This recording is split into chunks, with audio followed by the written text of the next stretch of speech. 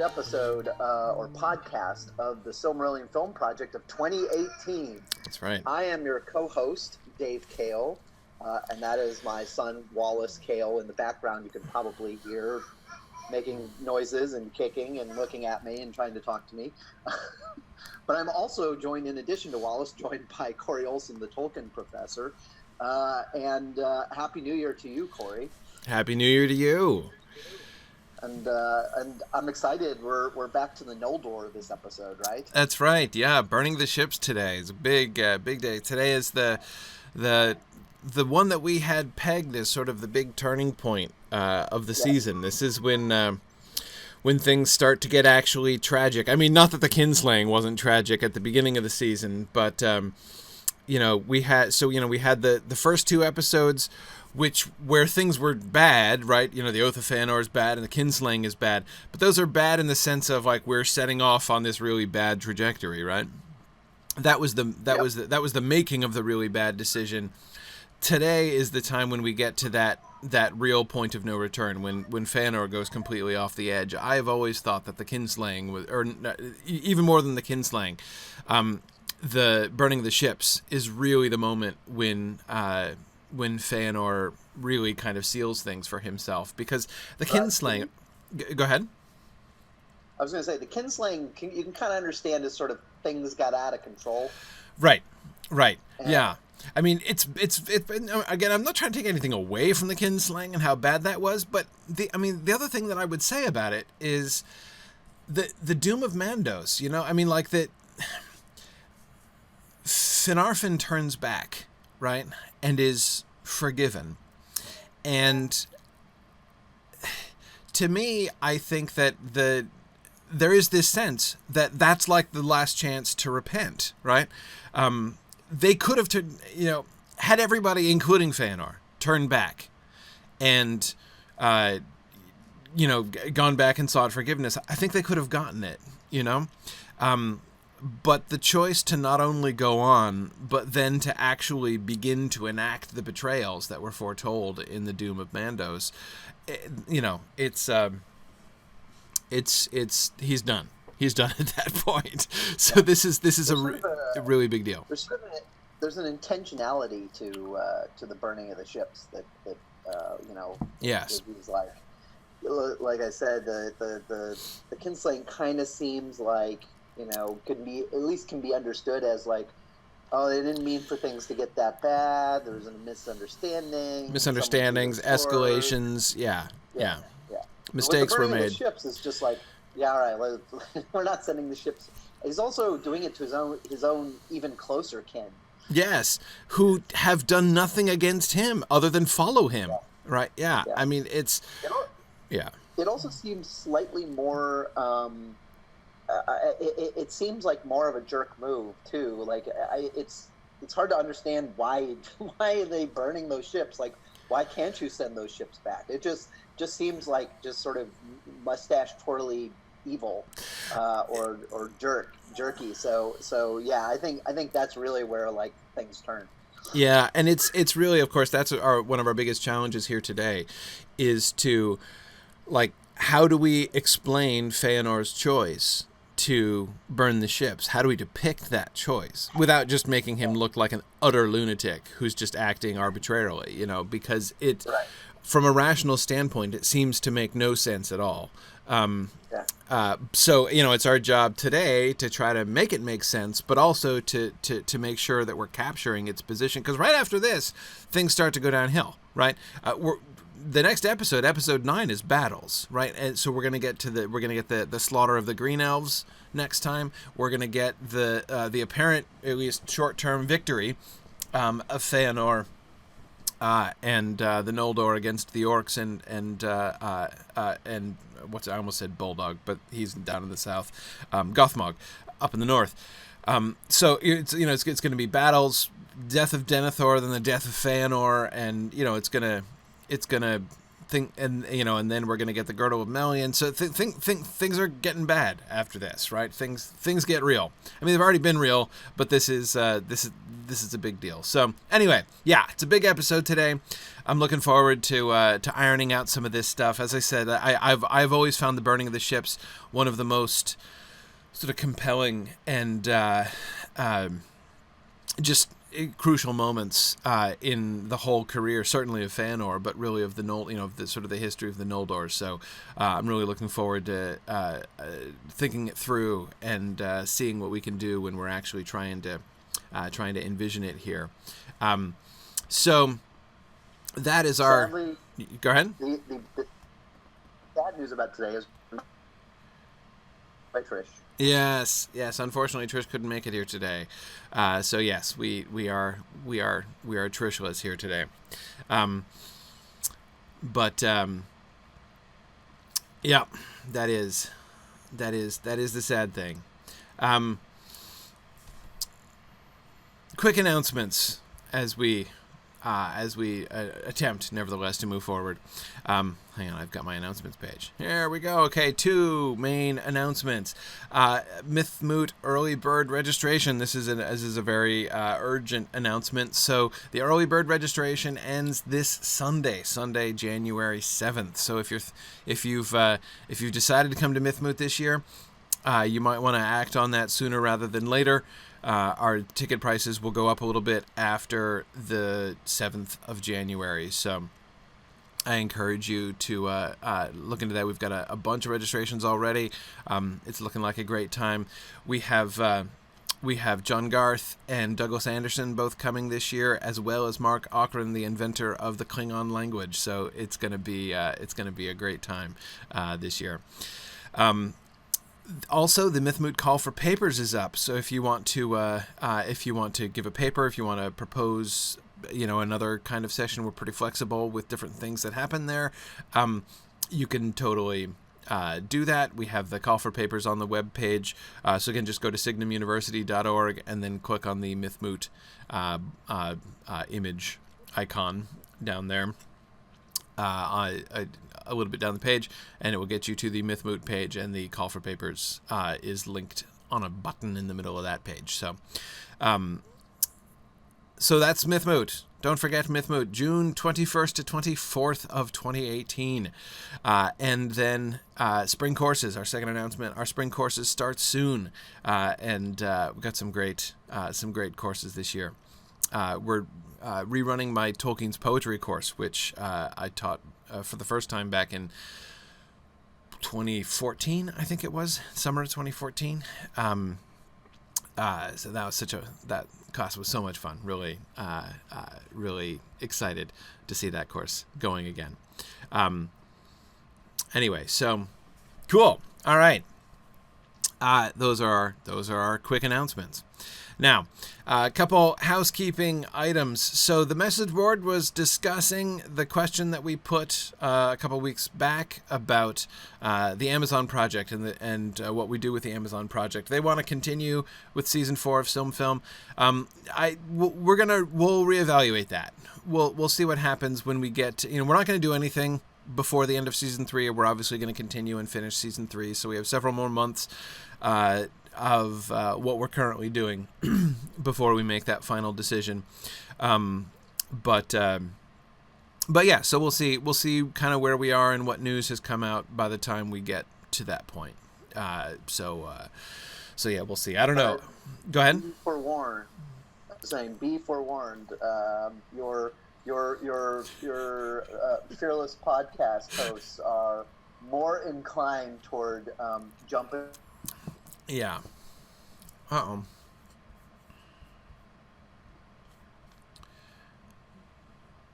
Uh-oh. I lost you for a second there, Dave. Oh. Are you back? Oh, dear. Okay. Sorry, Dave. I lost you there for a second. I had just heard you say the warning, but then you didn't say what the warning was.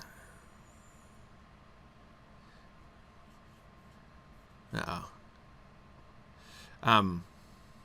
I think I'm experiencing some upload problems on my audio. Are you Yeah. hearing me now? Yeah, I can hear you now. It's weird. I can't tell if it's on my end or yours, but sorry. Yeah, So me you're so, neither. I'll keep an eye on it. If I have to, maybe I'll switch to tethering on my phone. I don't know what's going on. But the warning was that that you and I are more inclined toward jumping on the bandwagon, Amazon show bandwagon. yeah, it's kind of hard for me to imagine just sort of carrying on like we've been carrying on and sort of more or less pretending that like what is probably going to be the biggest, Tolkien news of the decade isn't happening. Like that's going to be hard to do, I think.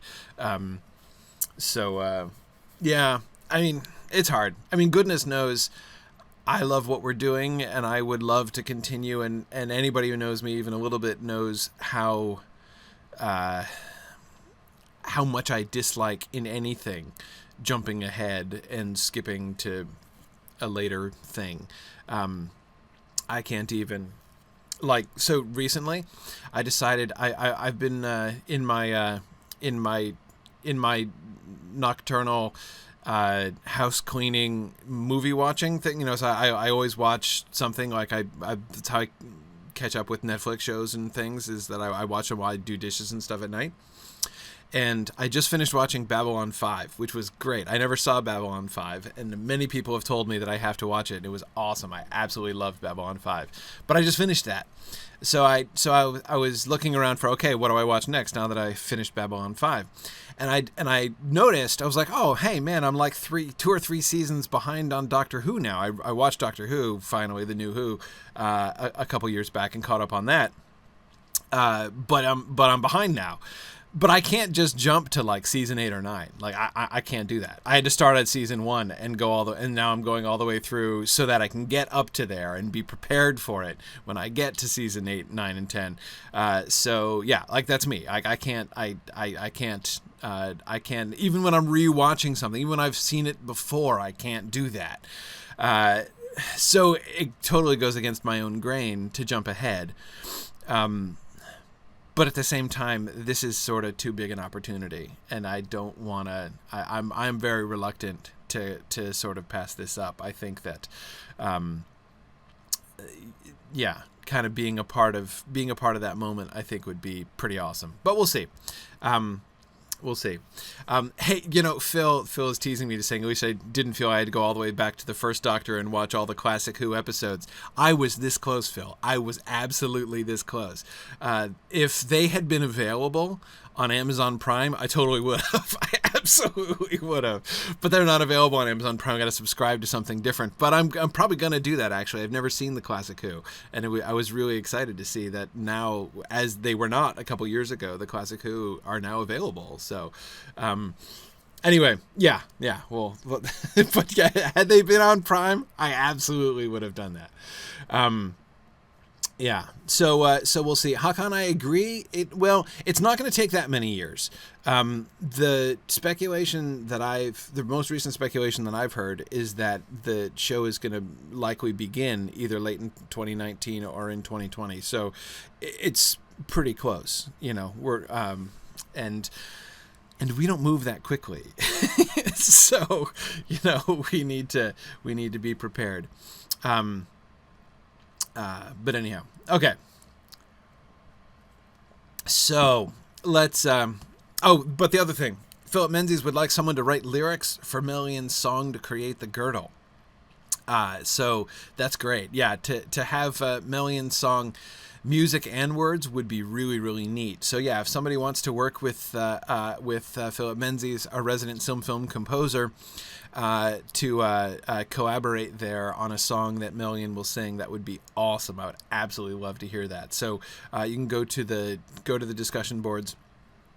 And the discussion boards are just at forums.mythgard.org, and you'll be able to see the SilmFilm discussion board and get everything going there. So anyway, yeah, connect with Philip there and see what you guys can do. That would be great. That'd be great. All right. Good. Well, let's get to it then. Let's move on to Fëanor. So, all right, couple things. going on here. Several questions. A lot of things going on here that we're being prompted for in this slide. A lot of really interesting things to think about. Let's start first,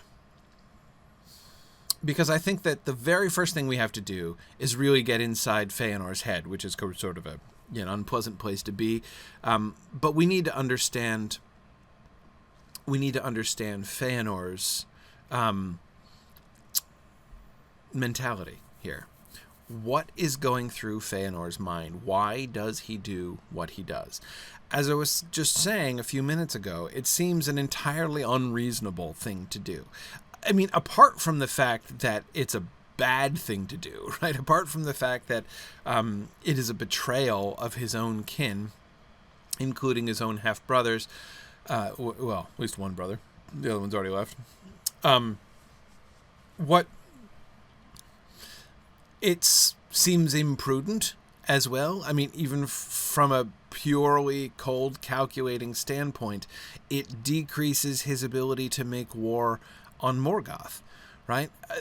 The host of Fingolfin is there because they chose to follow him, Fëanor.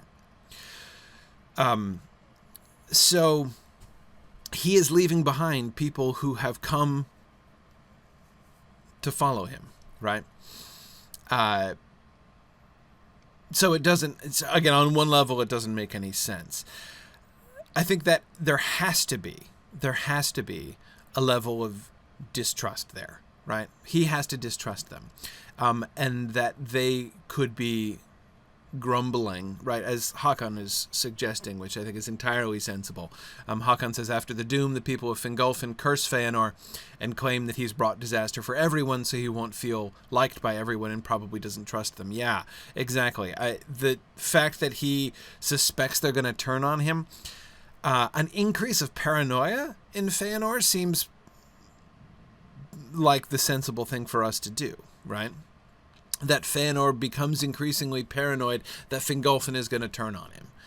That he believes that, maybe he's now saying, does he have we have to give him a confidant, don't we? I mean, he needs to be able to articulate these things aloud, unless we're just going to have scenes with Fëanor talking to himself or something. But I mean, we kind of need one of his sons, maybe. And it would have to be one. Which one, though?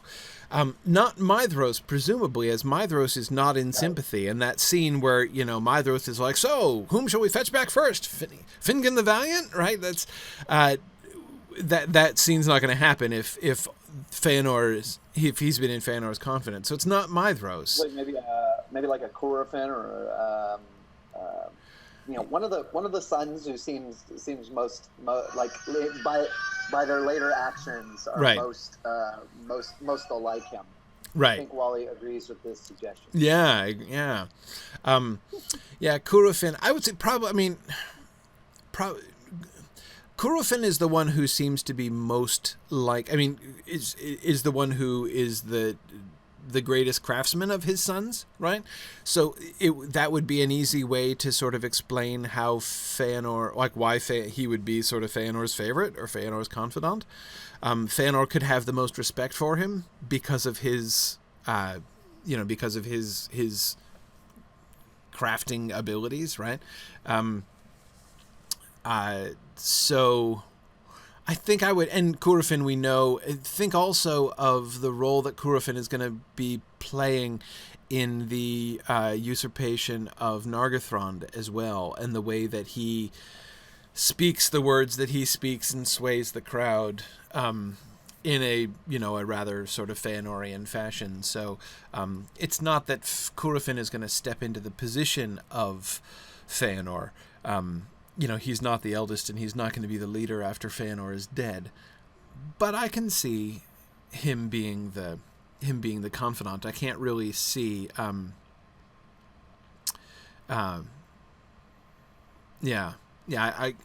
can't really see any obviously better candidates.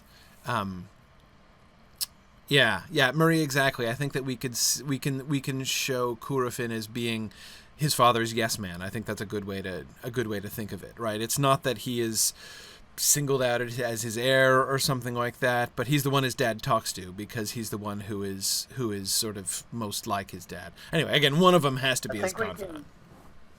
Go ahead. I think we can exclude Maglor.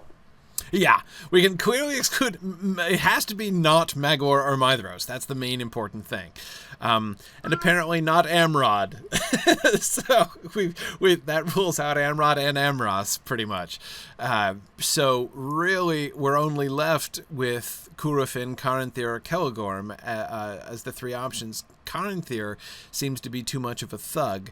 Celegorm I would consider, but Círdan seems the obvious candidate, again, given the sort of similarities there. Yeah.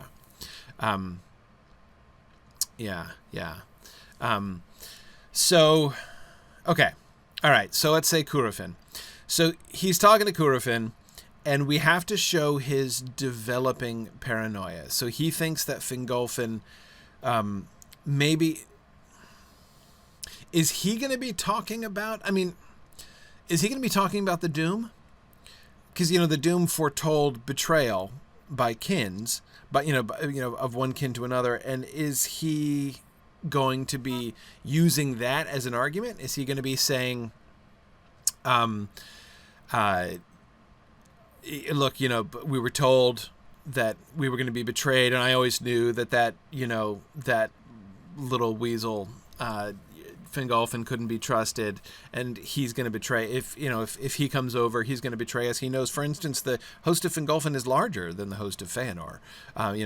So I mean, there are more followers of Fingolfin than there are of the Fëanorians. So, that seems like the perfect setup, right? And that would be the perfect irony if Fëanor. He in the original scene, he apparently rejects the doom of Mandos. Right. But it's great if in the following scene he starts referencing it as reason for making certain decisions. Right. And I think everything's teed up for him to be very suspicious of and nervous about Fingolfin. Like you said, he has the larger host and stuff. So yeah, I think he should definitely be citing the doom, saying, "Hey, Mandos said we'd be betrayed." Yeah. And Fingolfin already defied me once. Yeah. I really like. Nick was just, saying, of one thing the Lord of Death speaks true. Yeah, exactly. He shouldn't be like responding as if he got new information from the Doom, right? He doesn't rely upon it. He does reject it, and he holds himself above it. But exactly that line. I mean, just as in his own oath and his his speeches under Torchlight in Tyrion back in episode 1, he is speaking against Morgoth, and yet he is, most of the things that he's saying have their origins in the lies that Melkor told. So here he's rejecting the Doom, and yet he's clearly, also being influenced and guided by the Doom. So yes, so basically, the way that Fëanor would probably say it is that he always knew that treachery was coming, and he didn't need Mandos to tell him, right? But yet, nevertheless, like it's clearly in the context of the Doom of Mandos that he's referring to this. So, okay. So he's convinced that they're gonna. This must be so. How many conversations do we need? Like, how do we build this up? We have because the decisions he makes, right? First, to leave. So, first is just the departure to sail across, and to sail across in secret, right? To depart in secret, rather, from the coasts. And then second, to burn the ships once they get there. And... So I think that means there's at least 2 conversations. I think so. Leading up to each of those decisions. Maybe... And I kind of like the suggestion that's in the PowerPoint that we have, that the decision about burning the ships should be prompted by somebody of good faith and goodwill saying, okay, well, let's turn the ships around and go back and pick up Fingolfin's people. Yes. So I think maybe the decision about departing in secret could be prompted by sort of a confidential conversation between Fëanor and Círdan. Yeah. Because, of course, the other thing we have to deal with here is not just the progress of this in Fëanor's own mind, but the communication of it to others, right? How does he... So, because we not only have to get our minds around what Fëanor is thinking during this process, but what is everybody else thinking? Like, so the Fëanorians, like, what's up with the Fëanorians? Why are they, what is their reaction? Do we think that they are more along with Fëanor, or do we think that more of them have a sort of a Maedhros, Maedhros reaction, and they're all shocked? Marie points out that they're on different ships, so we can show Fëanor's host disjointed during the crossing. Yeah, I mean, he needs to communicate to them to go, and he has to communicate to them to go in secret, right? I mean, they all are going to leave before Fingolfin's people are aware that they've gone, and so that's going to require some coordination, and that seems to need some explanation, doesn't it? Be like, okay, hey, everybody, we're going to sail over, but don't say anything to anybody. Just leave quietly. Like, how is that going to be explained? I mean, I guess it's true that they don't have to know that they're leaving in secret, I guess, but I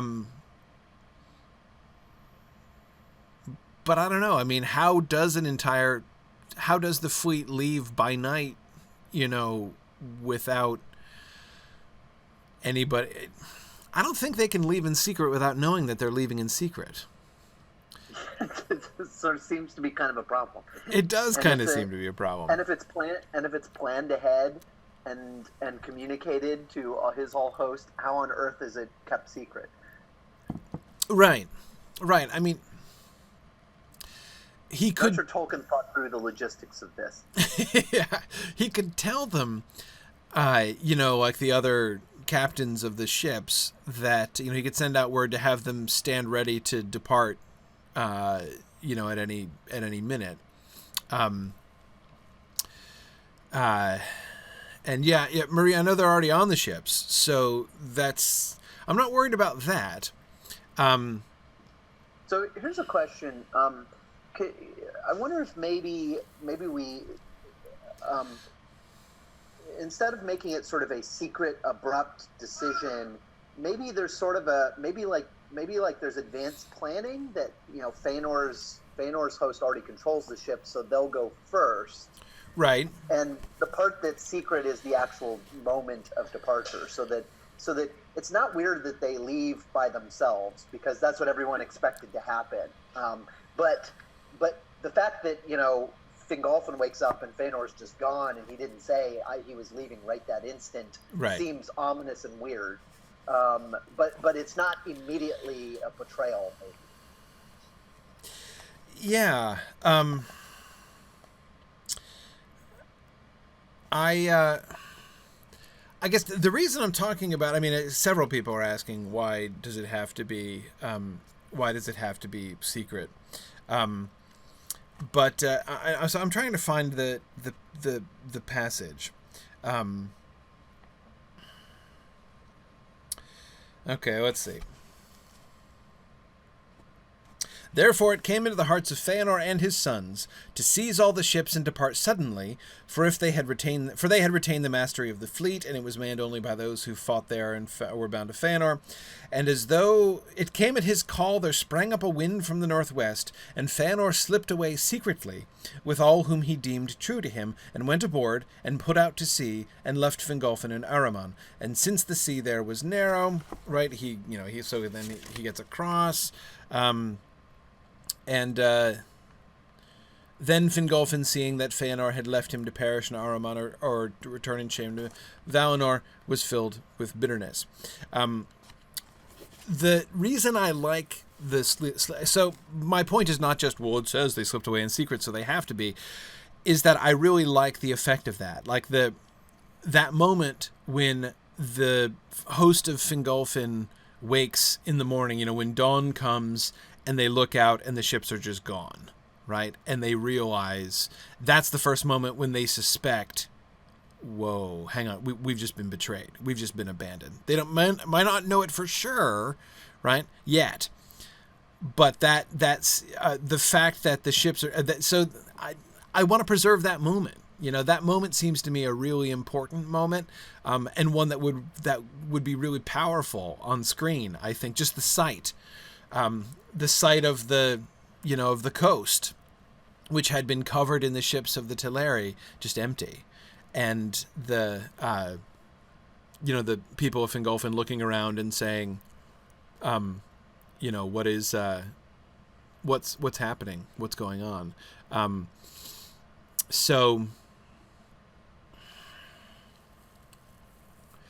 Yeah, we could take. I agree. We need to preserve that moment.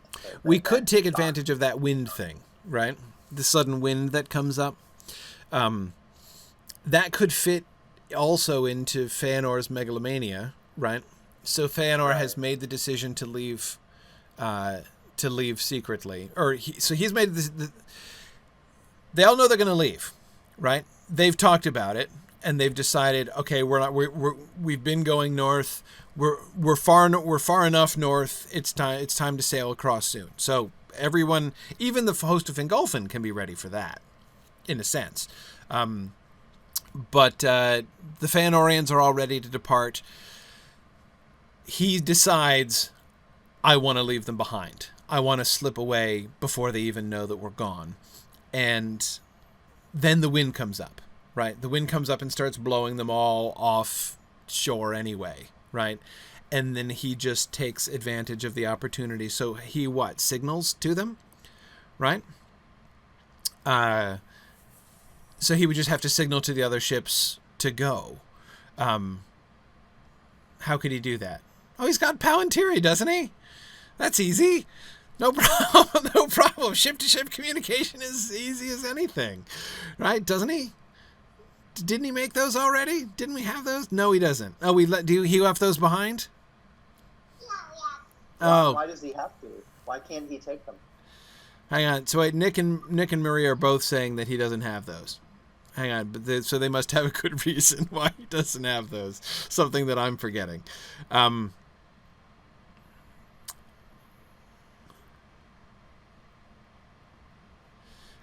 Okay. Right. Okay, that's right. I'm remembering this now. Maria's reminding me that we did kind of confront this problem before, that if the elves of Beleriand have Palantiri available to them, it's going to super complicate the plots of the First Age. Yeah, I mean, certainly, for instance, Marie, if Turgon had a Palantir and everybody else could just check in, like, hey, how are things in Gondolin? Oh yeah, we're good. Thanks for checking in on us, right? Yeah, that's it. Certainly, utterly changes the stories later on. Yes, right. Logistical nightmare. I agree, Nick. Okay. Right. So we had. Signal. Well, we don't even need fires because we do have awesome blue Noldor lamps, right? So they can signal to each other well enough. How about that flag contraption that Azog was using in the Hobbit film? Yes, they built an elaborate semaphore rig to communicate back and forth. Yeah, they can communicate by Fëanorian lamps. I think that would be fine. So he has. He makes his decision of what he wants to do. Then the wind comes up and starts blowing all the ships out. And then Fëanor sort of smiles and feels like, yes. So, he seems to be operating under this vague idea that the wind was summoned up by his own decision, right? That he's, his own will is controlling the elements or something. I think that he could be far enough gone into megalomania to have at least that kind of vague impression that obviously what he is doing is right because, the world is definitely supporting some significance into that. Yeah, definitely. But see, it's hard because, of course, the significance he can't read into it is that Manwë supports him, right? Because he doesn't need the support of the Valar, right? So it's all about him, right? This is his decision, and so Arda itself is forming itself to support his will. And then I am kind of curious, just as an aside, because I never really noticed that the passage about the wind before. But what are we supposed to understand from that? Is it just like, I mean, are there circumstances where you have something like this, an important occasion, and the wind kicks in, which in other occasions we would say, aha, that's the Valar acting. Yeah. Are the Valar acting here, or is this just like, oh no, this is just that's a great question, because I agree. In every other circumstance, if this were, I mean, it's just like the wind from the sea that comes up to waft Aragorn's fleet up the Anduin, right?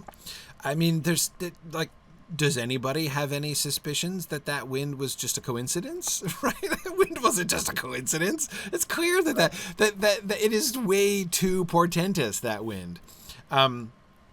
This wind seems equally portentous. Exactly, so. Except it's supporting a bad thing instead of a good thing. Right. Yeah. And again, it does kind of. I mean, I don't think. I think it can be, in the sense that basically the Valar maybe recognize that Fëanor is sort of on his path now, and that this is kind of what needs to happen. Yeah. And though it came at his call, enabling betrayal. Yeah, exactly. As though it came at his call. As though it came at his call, there sprang up a wind. The as though shows how he thought about it, right? But it also implies that it didn't actually come up at his call, right?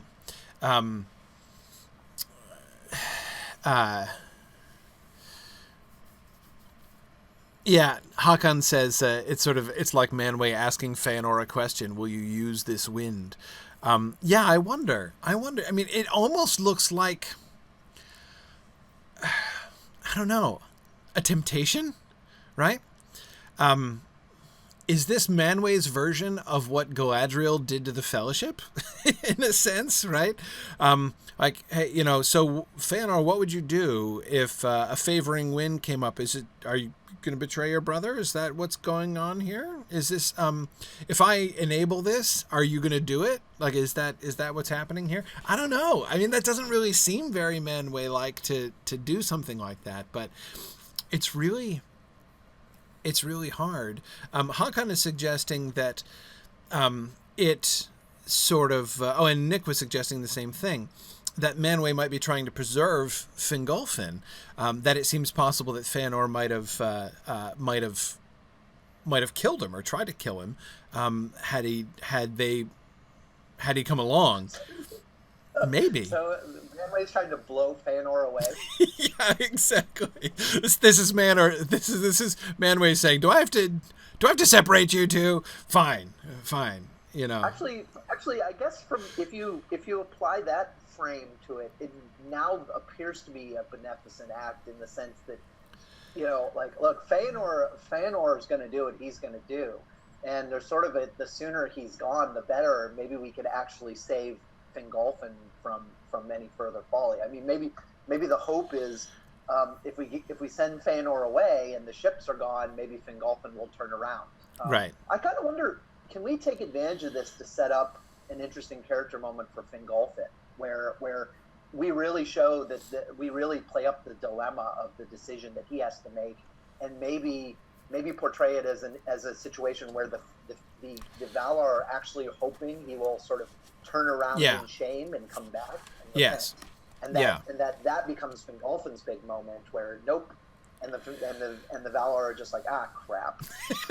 Right. So that it's not, so that unlike Fëanor's own megalomaniacal assumption, the wind isn't all about him. It's actually about Fingolfin. It's sending Fëanor, because Fëanor has made his decision, and the Valar know Fëanor has made his decision. He made that perfectly clear to in his response to Mandos, or whoever it was who delivered the doom It was so I mean, yeah, he made that really clear. So they send him off with the wind, leaving Fingolfin and giving him the choice, because that choice, and that's one of the things that I definitely want to get to, is that choice by Fingolfin is a crucial one. Obviously, the choice to go on and cross the Helcaraxa, that's a big deal. Yeah. Oh, interesting. Tony says it could also have been trying to save Fingolfin from the temptation to kill Fëanor. Yeah, I mean, that the two of them might have come to blows seems likely. But yeah. As Hakan says, even if Fëanor wouldn't have killed Fingolfin, he's bad company. Yeah, he is. I like bad company in the sense of being a bad influence, right? Like, Fingolfin is running with the wrong crowd, and the Valar know it. Yeah, I agree. These things, so putting Fingolfin in the place where he has to make an independent choice, not just following Fëanor, because that's another major thing, right? He swore an oath that he would go wherever Fëanor, that he would follow Fëanor. And so he's following Fëanor in pursuance of his oath. When he's abandoned, when Fëanor has left him behind, he's clearly absolved of his oath, right?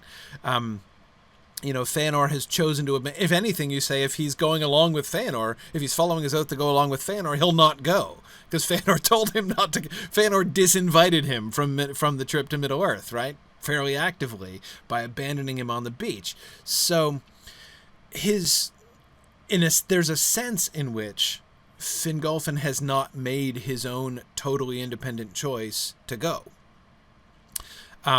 That's obviously not totally true. Finarfin, for instance, made the active choice to return, and Fingolfin didn't, and clearly could have. But of course, Finarfin hadn't sworn that oath. Anyway, so the idea of giving Fingolfin that opportunity to make an independent call, what is he going to do? I think that's that kind of makes sense, actually. And Tony, I agree, it does make the deaths of the elves who cross even more tragic because they were given an opportunity to turn back. Yeah, absolutely. And makes even more sense of why the Valar don't help them when they're over there, right? Why the Valar shut the doors against them as firmly as they do. Because they chose, right? They had not only multiple chances to turn back, but they chose against great odds, right? In the face of great adversity, in the face of rejection, and this very active disinvitation, right? They chose to go on anyway. They've definitely made the bed which the Valar are then allowing them to lie in, right? Yeah, Nick, we could have a scene early in the episode where Fingolfin considers the possibility he might have to stop Fëanor. In fact, Nick, it occurs to me that would be a good first scene for this episode, wouldn't it? To begin this episode not with Fëanor, but with where did we end the last episode? What was the final scene of the last episode? Was it Círdan fleeing from Eglorest? Is that where we ended the last episode? Yeah. I think that was it. Círdan sailing off, right? So when we return to the Noldor here for the first time in several episodes, wouldn't it be fun to return not to Fëanor but to the camp of Fingolfin, and have Fingolfin and some others, Turgon and Fingon, suggest themselves? I mean, it seems like really sort of the inner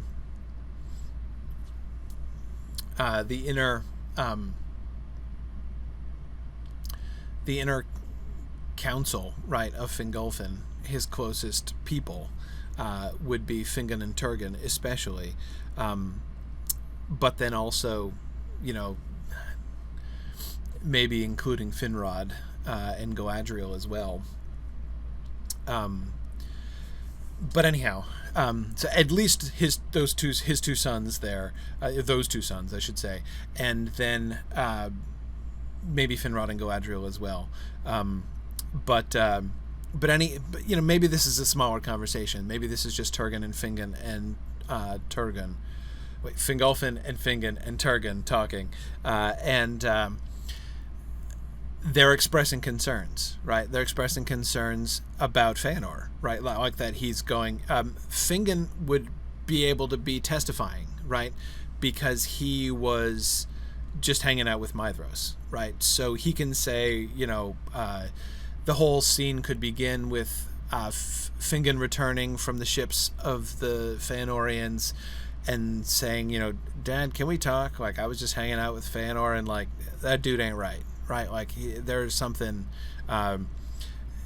He's getting worse. We might have to, we're kind of following a lunatic here. Increasingly, it sort of looks like he is Fey, right? He is Fey and dangerous. Could be what could be Fingon's assessment, right? And even Maedhros is concerned, Nick, exactly, that he would say that. In fact, Nick, I was just thinking the same thing. This is tempting me actually to go back one step further and have a conversation between Maedhros and Fingon, right? In fact, golly, it kind of seems like it's a shame not to have them have a conversation before they... Because the next time they're going to see each other is when Maedhros is stapled to a wall, so... Gosh, okay, actually, maybe that's where we should start. Maybe we should do that, because we want to have a farewell conversation, but they don't know it's a farewell conversation, so we have to set that up right. Yeah, I'm kind of liking that idea. So if we start with the conversation between Fingon and Maedhros, and...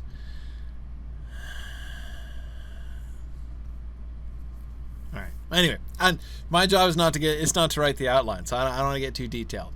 However, you guys think it's best to set it up. But I would like a conversation between Fingon and Maedhros, sorry. And I apologize for misspeaking. I'm a little sleep deprived and am likely to misspeak. Always likely to misspeak, but even more here talking about this stuff. Okay. Yeah, exactly, Marie. We turn to Fingon and Maedhros' roles as peacemakers between their fathers. But see, Marie, what I'm thinking is the last conversation between Fingon and Maedhros, they should have a fight, right? They should be arguing. As Fingon should be saying to Maedhros, like, dude, you see your dad, right? Your dad is like, this isn't okay, right? I mean, like, you can see that your dad is going straight off the deep end, and Maedhros would defend him to Fingon, right? Maedhros would be like, oh, what are you talking about? Like, that's absurd. My dad's totally fine. And so we should have them part, not exactly parting in anger. They shouldn't be storming away, but the fact that the last conversation between them was an argument should really weigh heavily. The reason I want this, the reason I want that, is that it makes Fingon's decision later on even cooler, like much cooler, I think, because if Fingon, so Maedhros would never suspect that, because he and Finrod departed in anger, right? And then Maedhros, and the Fëanorians abandoned him, Fingon. So when Fingon is, anyway, you see how this kind of sets it up, right? And Maedhros will feel bad when Fëanor decides to abandon them, because he's like, now Fingon is going to think that, like, I have turned my back on him, so yeah, no, I like that. Okay, so they talk, and the concerns about Fëanor come out there, and they depart in anger. Not like hatred or anything. It doesn't have to, they don't come to blows or anything, but it's ugly. Like they're arguing. They're arguing because they're both defending their dads. and it's going to be the memory of that conversation, right? So this also sets up, of course, Maedhros at the end of this episode as he watches his dad set fire to the ships, and the realization we can show in Maedhros, like, holy cow, he was right. Like, Fingon was right and I was wrong. Dad's nuts, right? Nick wants Fingon to say he will kill you all one by one. yeah, he should totally say that. He will kill us, or even he will kill us all one by one. And then Maedhros, that's going through Maedhros' head later on.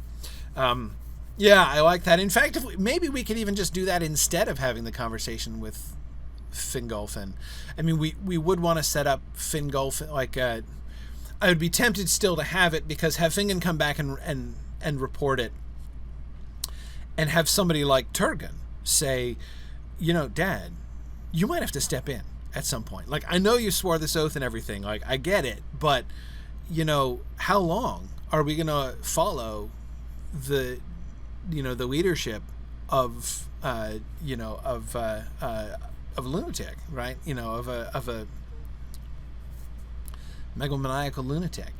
This isn't right. Like, we're going to have to stop him and have Fingolfin be actively considering that. This also, of course, sets up a really important point, which we'll need to come back to later, which is, why does Fingolfin make the decision to cross the Helcaraxa? What are his reasons? What are the reasons to go?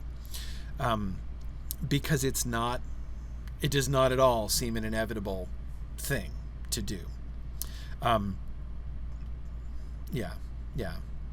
Yes, Hakon says, you have to save Fëanor from himself, Dad. You're right, that would totally be Turgon's line, right? Wouldn't it, Hakon? That's very good. You guys are awesome. Okay. So, after this happens, the night after this the fiery conversation between Fingon and Maedhros, the Fëanorians are on board the ships. Fëanor makes his decision, talking to Cúrafin. We should just slip away. We should leave them behind. They're going to betray us.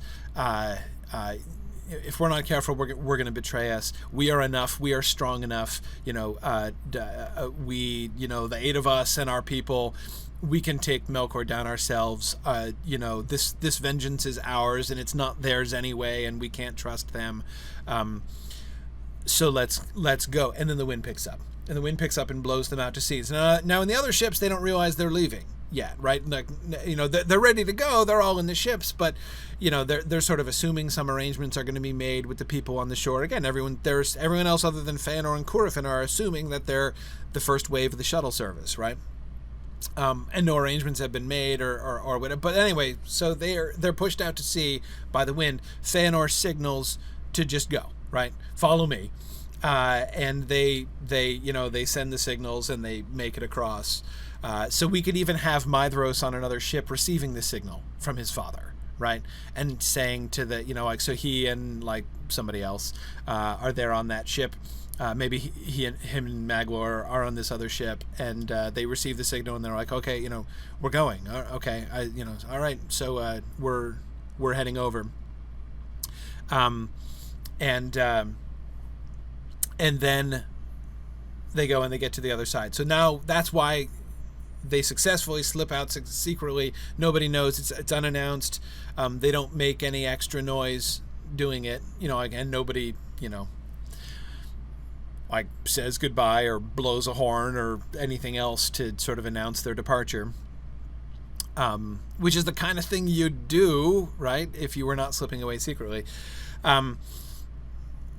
So that's how they end up over there. And then Fëanor, has to make the announcement, right? Has to make the declaration over there. And this is when Maedhros has this horrible experience, right, of realizing that his friend was right, and that his dad has in fact lost it. And he's going to first oppose him and then stand aside when he can't sway his father. Now we come to the interesting Amrod question. So context for this.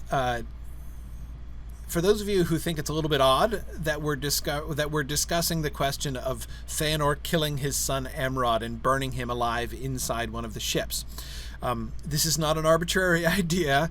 This is a Tolkien idea. This is a very late Tolkien idea. This is in the Peoples of Middle-earth, so it's volume 12 of the History of Middle-earth. Tolkien had suggested this sub-story. It didn't make it into the published Silmarillion.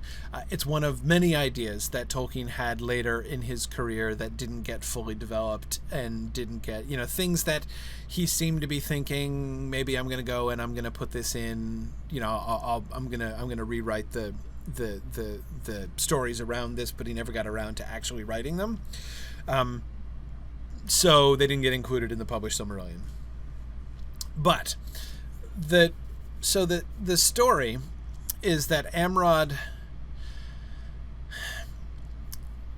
they land, right? Fëanorians land, and they're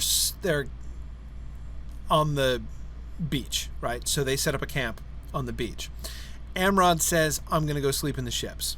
All right, he's like, I don't want to sleep on the beach. I'm going to go sleep in the ships.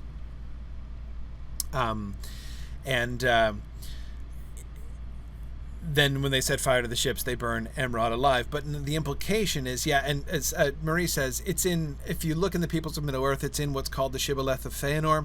And it's, as she points out, it's barely a side note to the story of why the twins' names are both Ambarusa, right? So they, it's all about the names of the twins. It's Tolkien, right? So the whole story is a gloss on the meaning of the name, essentially. But there's also an implication that Fëanor kills him on purpose. That he suspects, at least, that Amrod was going to set off for home.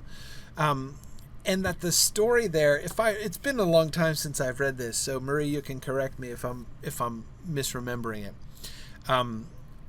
But the issue is the connection between him and his mom, right? That Amrod is the one of the 7 sons who is most attached to their mother and who most regrets leaving her behind. And so he's decided, or at least Fëanor suspects that he's decided, I'm going to take one of these, I'm going to steal one of these ships back, and I'm going to return to Valinor, and I'm going to go back to Mom. And Fëanor, suspecting that Amrod is going to run away, aka betray him, knowingly sets fire to the ship with his son in it to kill his son rather than have his son betray him. Now, again, this is not in any way a fully developed story in Tolkien's Legendarium, but Tolkien is the source of this story. It's fairly sensational, and I know the outline team was excited to use this from the beginning. This was an early suggestion by Marie, I think. Brianna says that the death of one of the twins is one of her favorite Tolkien revisions, and that it really adds to the story. I certainly agree. I want to make sure that it works symbolically. That is,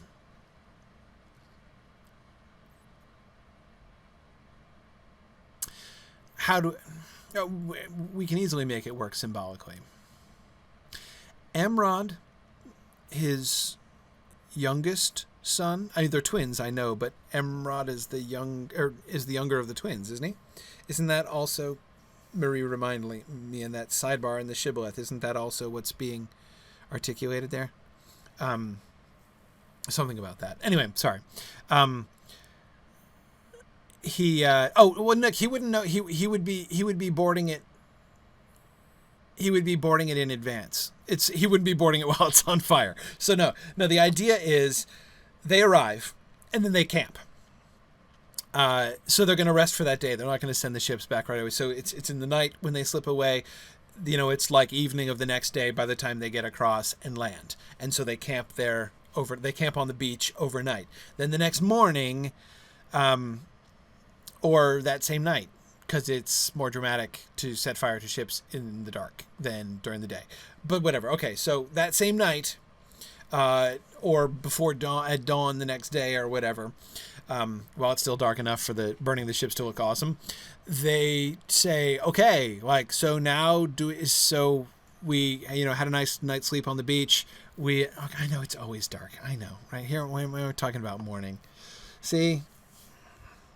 Sleep deprivation, as I tell you. Yeah, okay. I'm remembering. Okay, so they get over there, and they sleep, right? And then they're like, okay, let's send the ships back over, right? But the point is, they've been there for a while. They don't just get there and then immediately disembark and then immediately send them back, right? Everybody disembarks from the ship. 100% disembarkation. Anchor the ships. Let's leave. And they all come to the shore because they're arriving in Middle-earth. It's a big moment, right? Fëanor steps first off the ships and he is going to make a speech, right? He's like, and I defy you, Morgoth, and I claim this land for myself and various other megalomaniacal things I'm going to say. And then and then they set up a camp, right? A temporary camp, and he has everybody disembark, right? He wants everybody off the ships. So he tells everybody, like, this is our first night in Middle-earth. After our long, exile in Valinor. So let's all come. So everybody is there. Amrod, at that point, prior to the decision to burn the ships, then, if he's going to make a choice to get on a ship and try to and think about trying to steal one, he's going to get on the ship then, right? But he's going to sleep first. Everyone's all tuckered out, right? Because they've been sailing across the sea and everything. So Amrod goes to sleep on board the ship with the intention to take it back the next day. I know, day. I get it, but I'm talking like after their sleep cycles, right? They still, even in the darkness, even under the starlight, the elves are going to have circadian rhythms, aren't they? Of some kind, right? Even of an elvish kind, with walking in elvish sleep, in elvish dreams, like Legolas does, or whatever. Anyhow. The point is, he gets on board the ship. It's only after then, so he's the only one on board the ships, and nobody else knows that he's there, that they set fire to the ships. So, okay. There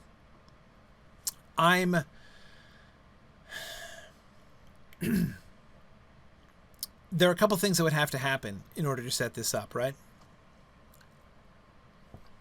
Thing number one. Hakon, exactly as you say, the closeness of Amrod to their mother is something that has to be set up. And it does seem a little weird to set that up now just at the last second, right? We might have to go back and rewrite a touching moment or two. In fact, could we introduce... It doesn't have to be a long conversation, like a few seconds, right? Of, for instance, a long lingering embrace between Amrod and his mom, right? And then his brother, his twin, kind of pulling him away. We could do that. Exactly, Hakon. Before the kinslaying. What about controversy over his departure? Maybe he doesn't want to go, or maybe Nernell doesn't want him to go. Well, Nernell doesn't want any of them to go, right.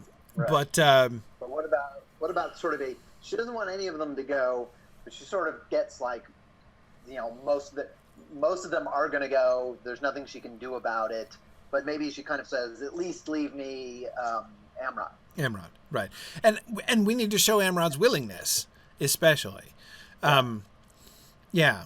So if we plant the first seed of that back in episode 1, in the departure from Nernell. Boy, I'm even blanking on her name today. I need to sleep more. But yeah, and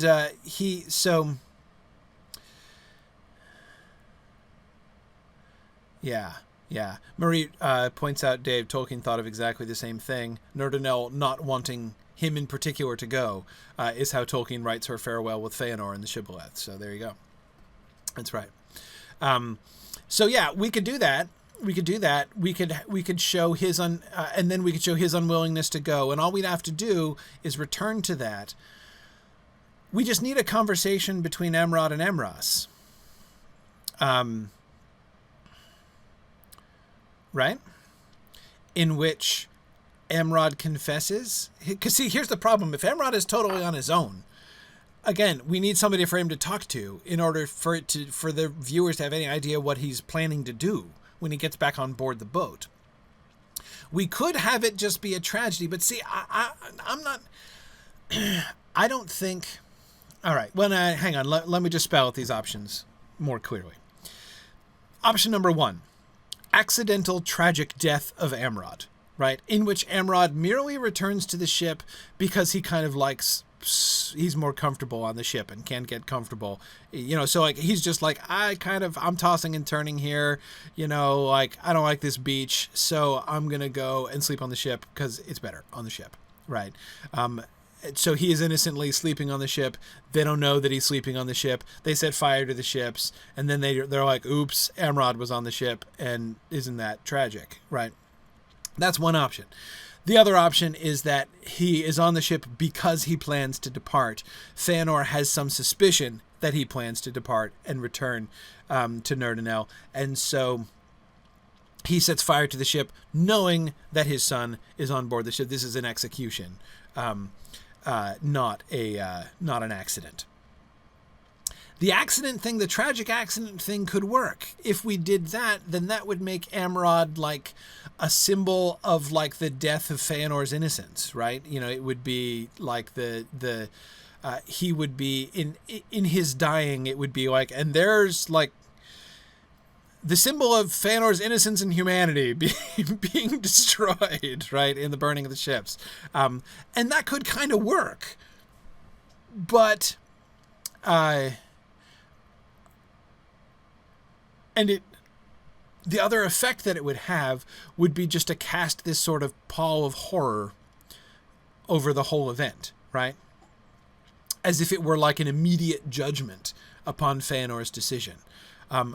Did you need confirmation that burning the ships was the wrong thing to do? Your confirmation comes in the form of the fact that you burned your own son alive accidentally by doing it, right? Like, that's a pretty clear indicator that was a bad thing to do. And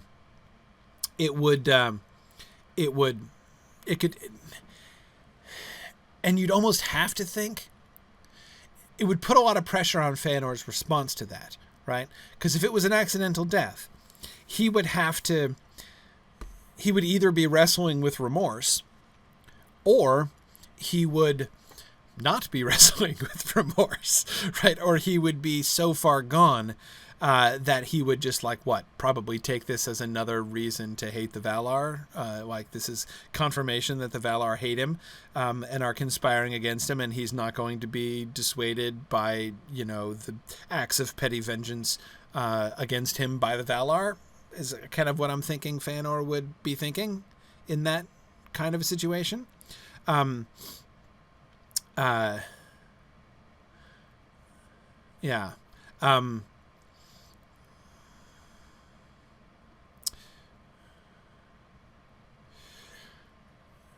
So that could work. I like that angle. The other angle is the execution angle, right? So option 2 is Amrod is planning to leave, right? He's going to get a good night's sleep first, but he's planning to leave. He's going to, as soon as he wakes, he is going to he's going to steal one of the ships, and he's going to set off for Valinor, and he's going to go back to Mom. And for this, we would need him to have a conversation with Amros in advance, presumably attempting to convince his twin to come with him. And Amros is like, no way, I'm staying with Dad. Don't do it.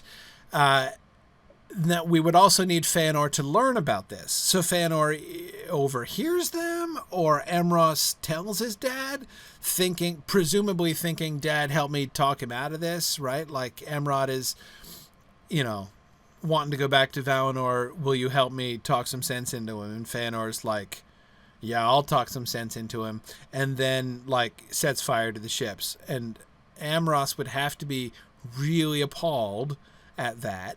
And Fëanor would have to be even further gone than in other versions. Right? I mean, that's the other option. I don't like this option as well, because I think it sort of paradoxically, as you point out, it actually reduces the horror. Yeah. I think it's less interesting. It's Fëanor, the Fëanor who intentionally burns his son is kind of a caricature, right? Whereas the Fëanor who makes this really bad decision and then unintentionally burns his son to death, and then can't admit that he was wrong, but right. Instead has to sort of retroactively justify his decision, I think ends up being much more interesting. Right. Right. He has more to wrestle with. In some sense, the conversations that he'll have afterward will be almost exactly the same. Yeah. If he does it intentionally, people are going to come and confront him and say, "You burned your son to death," and then he has to say various things to justify why he did it. If he accidentally burns his son to death, people come and say, "Oh no, you burned your son to death." He says exactly the same things. He still has to come up with a way to justify why he did it. But we actually get to see him on screen, sort of undergoing this sort of character development or the thought process right. that leads to him deciding why it was okay to burn his son to death. So right. I think I like the accidental. I'm in favor of the accidental option. Yeah, I agree, and I like that both Tony and Marie are suggesting a sort of a middle course where Amrod does intend to leave, but Fëanor doesn't find out about it. The burning is still accidental, but that adds this sort of extra layer of tragedy. Imagining the youngest of the Fëanorians who is really kind of a mama's boy, and who wants to return. Who is repenting. So you've got the one Fëanorian who actively attempts to repent and to return to Valinor, and gets burned alive in the ships. Yeah. So I agree with that. I think that definitely Amrod should be playing to betray him, so that part of his justification is the Valar turned my son against me. He betrayed me. That kind of stuff. Well, so basically, it's partially Amrod's fault. But he wouldn't know. Oh well, I was thinking somebody should know and tell him.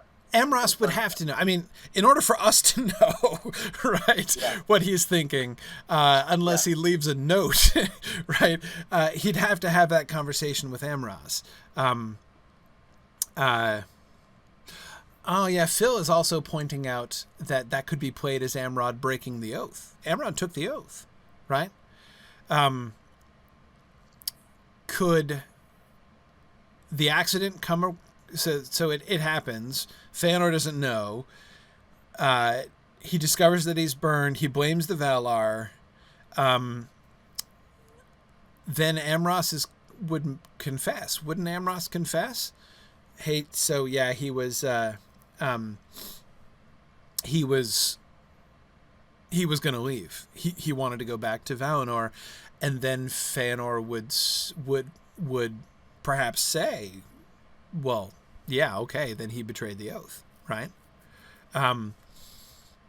This is what happens. See, sons, this is the kind of thing that happens when you break the oath. I like that. I like that a lot.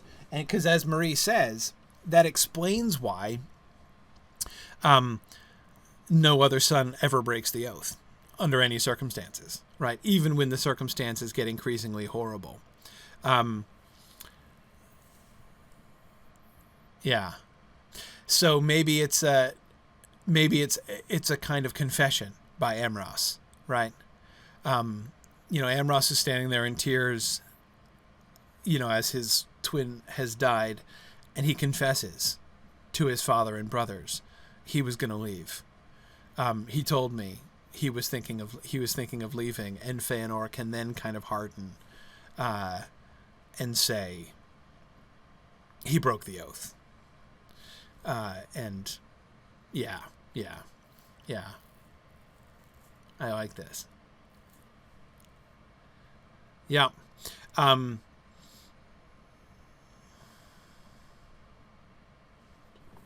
Okay, good. All right.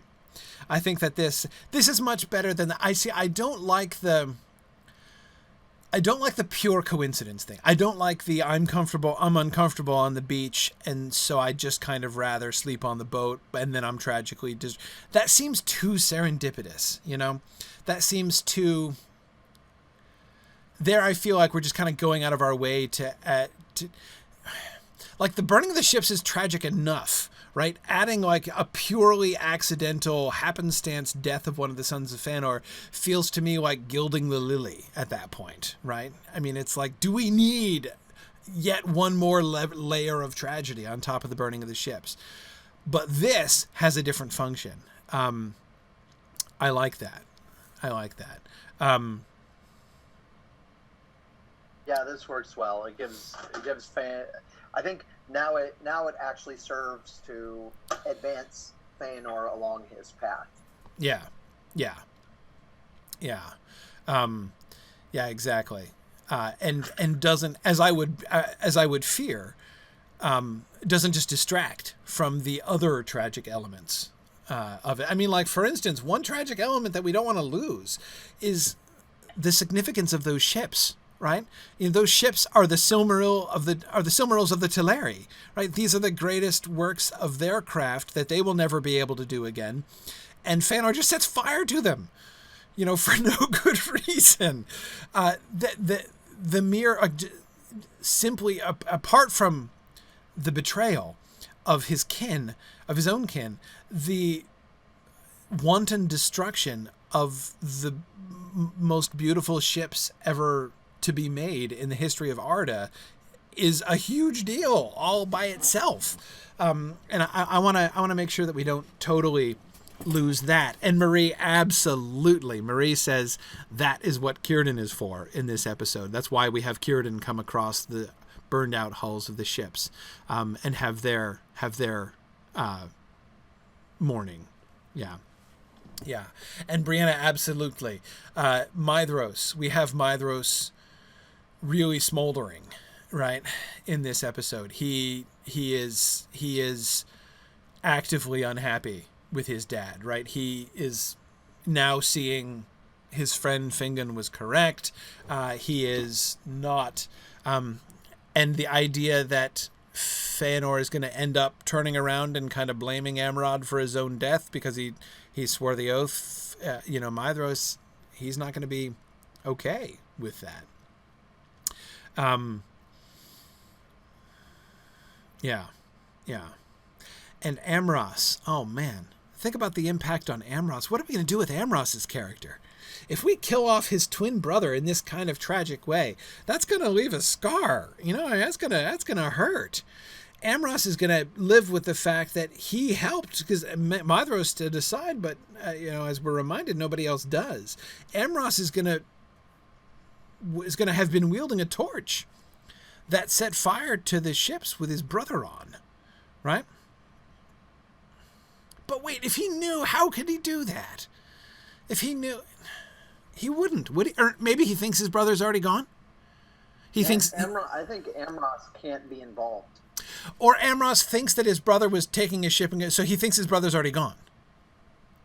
Why does he have to be involved in the burning? What if he just wakes up in the middle of it and comes and says, "Oh my God, what have you guys done?" Well, there's that line about Maedhros alone standing aside. That by itself doesn't deter me if we have good reasons. Fëanor's not going to set fire to the ships by himself. No. He's going to call them together and announce that they're going to set fire to the ships. because we have to have the conversation with Maedhros where Maedhros says, "Whom shall we fetch back first, Fingolfin the Valiant?" Right? Maedhros is the spokesperson of the vast majority of the Fëanorians, who are all assuming that they're sending them back. They're sending the ships back. It's really just Fëanor and Círdan who are thinking who are already kind of down with the plan, that they're not doing this. So I think so there has to be a general convocation at the decision to burn the ships. So if Amros knows his brother, there are only two options. Because the Amros would tell him, like, Amrod is aboard the ship. There's no way that Fëanor could do it accidentally with Amros there if Amros knows. So either Amros has to not know, or he has to not be there, or he has to believe that Amrod is already gone. He doesn't have to know which ship exactly Amrod is on, right? He doesn't have to see his brother to the ship. So the reason I don't like that is I feel like that gets sort of weirdly unnecessarily complicated. So what's he going to say? Wait, well, Amrod was going to take one of those ships, but I don't know which one. I think it's gone. I think it's... Did we count the ships carefully before we set fire to them? Yes, yeah. No, also, don't you think if he came and informed them, hey, Amrod's on one of the ships, and he's leaving, don't you? I feel like Fëanor. This is part of the reason I don't like Fëanor intentionally burning him either. Mm-hmm. I feel like that's a weird thing to do. I feel like the more authentic reaction to that would be to search the ships and find Amrod and seize him. Right. And right. Take him prisoner and then confront him. Like I don't think Fëanor would burn him personally. I think Fëanor would want to seize him and confront him over the betrayal. That's sort of Fëanor's character. Like, yes, that personal agreed. Confrontation stuff. So I think Amros can't be there. Agreed. For some reason. I don't know why he's not there. But... Or he doesn't know. I mean, because, again, the problem is, in order to convey Amrod's intention, our only choices are have him convey it, explain it to somebody, in which it'd have to be his twin, or have him leave a note. What if he finds the note? Finds the note, yeah. After the ships are already on fire. I think so. Maybe maybe we can have our cake and eat it too. Maybe he has a conversation where he confesses that he's thinking about going home, that he would like to go home, and that I think I'm going to talk to Dad tomorrow and see if I can get a ship and all this kind of stuff. And Amros is like, okay, well, or maybe he's like, I think I'm going to go, and maybe Amros convinces him. It's like, oh, yeah, let's talk about it in the morning. Talk about it in the morning. And then Amrod just changes his mind and tries to sneak away or whatever, and then Amros finds the note. Right. Yeah, see, Nick, I have the same reaction. That's exactly it. And, Nick says that he feels like the note is a little is, as he says, a little teen movie. I feel the same way. I don't like the note. I feel like the note is hokey, but I'm trying to find a way around this. I guess it's enough to have the conversation, have Amrod make his intention, his desire clear. I would like to leave. I would like to go home, and have Amros urge him to wait and talk to their dad about it when everybody wakes up. It's almost impossible for me not to say in the morning, and I hope you know what I mean by that. No son implied. Talk to Dad about it tomorrow. Again, another word I'm not supposed to use.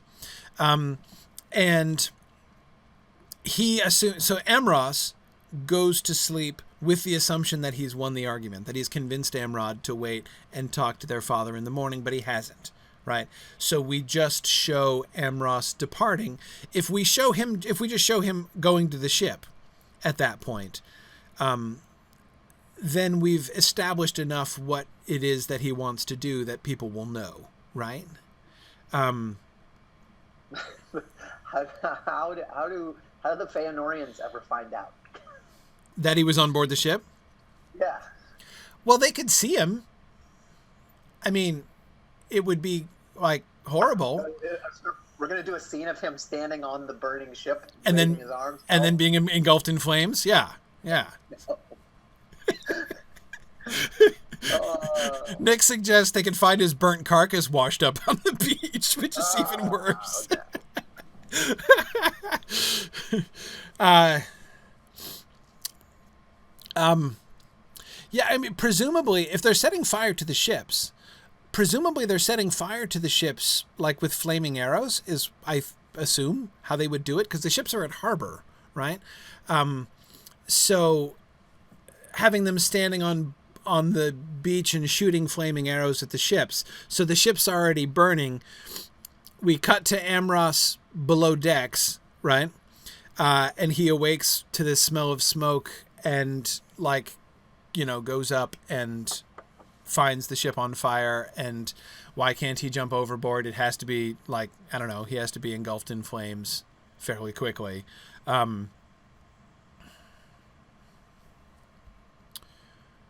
Or, well, he can't be trapped below decks. They have to see him, right?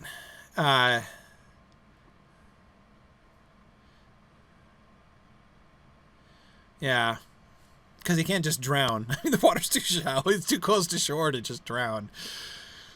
Well, I'll let the script folks work out these particular details. But I'm thinking, I think they have to see him. I think we have to have the horrible moment where Amros suspects that he's on board the ship and he's like, "Dad, no!" And then, like, and then they see Amrod, and we don't have to actually show, like, his body on fire, but to show the ship that he is on engulfed in flame. Do we really think this is better than the note? Yeah, I do. It's more horrible. It's more horrible.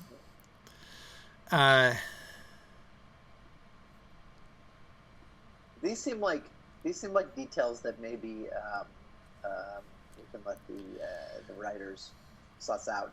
After they make an attempt at writing a scene, if it turns out to not work, of showing him burning, we can go back to the note as a fallback. Yeah. Lydia asks the very sensible question, why don't they notice he's missing during the decision to burn the ships? Yeah.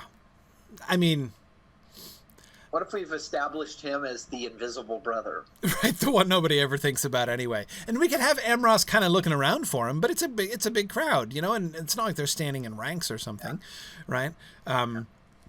So, yeah, they're all kind of milling around. Amros alone notices that Amrod isn't there, and he's kind of looking around for him with increasing concern. Maybe we can set this up by having him also miss the oath, so they have to track him down later and have him take it separately in a private ceremony.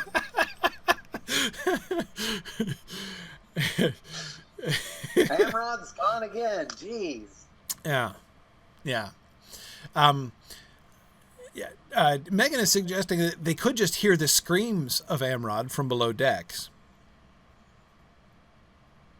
There is something kind of chilling about just the screams of Amrod wafting over the sea, to them. Yeah, lots of possibilities. I agree. We can't get too into the details. We'll have to see, how the flow of the scene goes as they're actually scripting it out. But the core, I think the central idea is Amrod does in fact plan to betray Fëanor, but Fëanor doesn't know, so he doesn't execute him or punish him. But blames him for his own death after the fact, for breaking the oath. Exactly. He confesses his intention to Amros in some form, so that Amros, in one way or another, once the ships are burning, so that Amros doesn't know for a fact that Amrod's on the ship, so he's not also intentionally burning his brother. But it becomes readily apparent to him very quickly once the ships are aflame that Amrod was on them, and then he's the one that reveals this information to Fëanor and his sons and his hangers-on, mm-hmm. and then what we get to observe is a spectrum of reactions. We get to see sort of the Fëanor hardening his heart, blaming the victim. We get to see Maedhros feels horror, Amros feels guilt. I assume Círdan is probably following along with Fëanor, blaming Amrod and the Valar and stuff. Yes. And both Brianna and Marie are pointing out very appropriately. Remember, this is Dringis. This is Lamoth. Morgoth's screams are still echoing around here. So the idea of Amrod's screams joining with the echoes of Morgoth's screams, that's good. That works well. Yeah. Now, Tony, I was thinking the same thing. Tony's thinking forward to how are we going to kill off Amros, because that's now, I mean, this makes Amros a much more prominent character, right? We've given him a real story, and we need to make sure that we follow it up. And none of the other sons of Fëanor die prior to the fall of Doriath, right? I mean, there's like this uncanny survival rate among the sons of Fëanor. And then, no, he's killed, well, both Amrod and Amros in the published Silmarillion are killed in the attack on the Havens.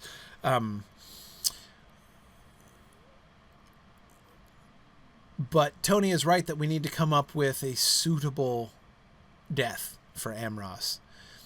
Well, just note to ourselves as we move forward, this can be a season 4 note. We need to think about the character arc of Amros, because, having lost his twin in this way, his relationship to the Oath of Fëanor, his relationship to his dad, his relationship to the Oath, his relationship to his other brothers, they're not gonna be unchanged, right? So. Yeah. We have to think about how that goes and what that's going to imply for his. Is he going to be? See, I'm now resistant to having him die there. I agree that there is a really interesting irony. Phil Boswell's pointing out the interesting irony of having Amros die among the ships at the Havens, right? Like his twin. I agree with that, but.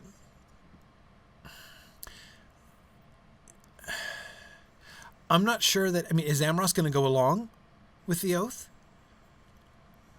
I'm not sure that Amros is not going to break from the family. This is a big deal. This is a big moment. I'm not sure he's going to be quite okay with his dad or view the Oath in quite the same way hereafter. No, we'll have to think about that, but we don't have to decide that today. Okay. Phil, I know you're right. It is possible that with his twin having just died from trying to break the Oath, apparently, would he double down on the Oath? That's conceivable. But I don't like that. I think that he's clearly going to be on the side of his twin. And when his father sort of turns against his twin, he's, in the midst of his shock and horror and the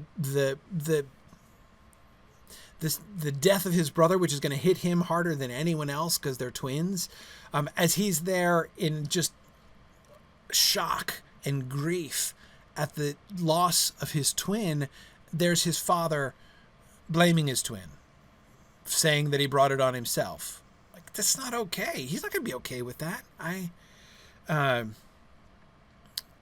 certainly at the least, he's going to be with Maedhros, definitely.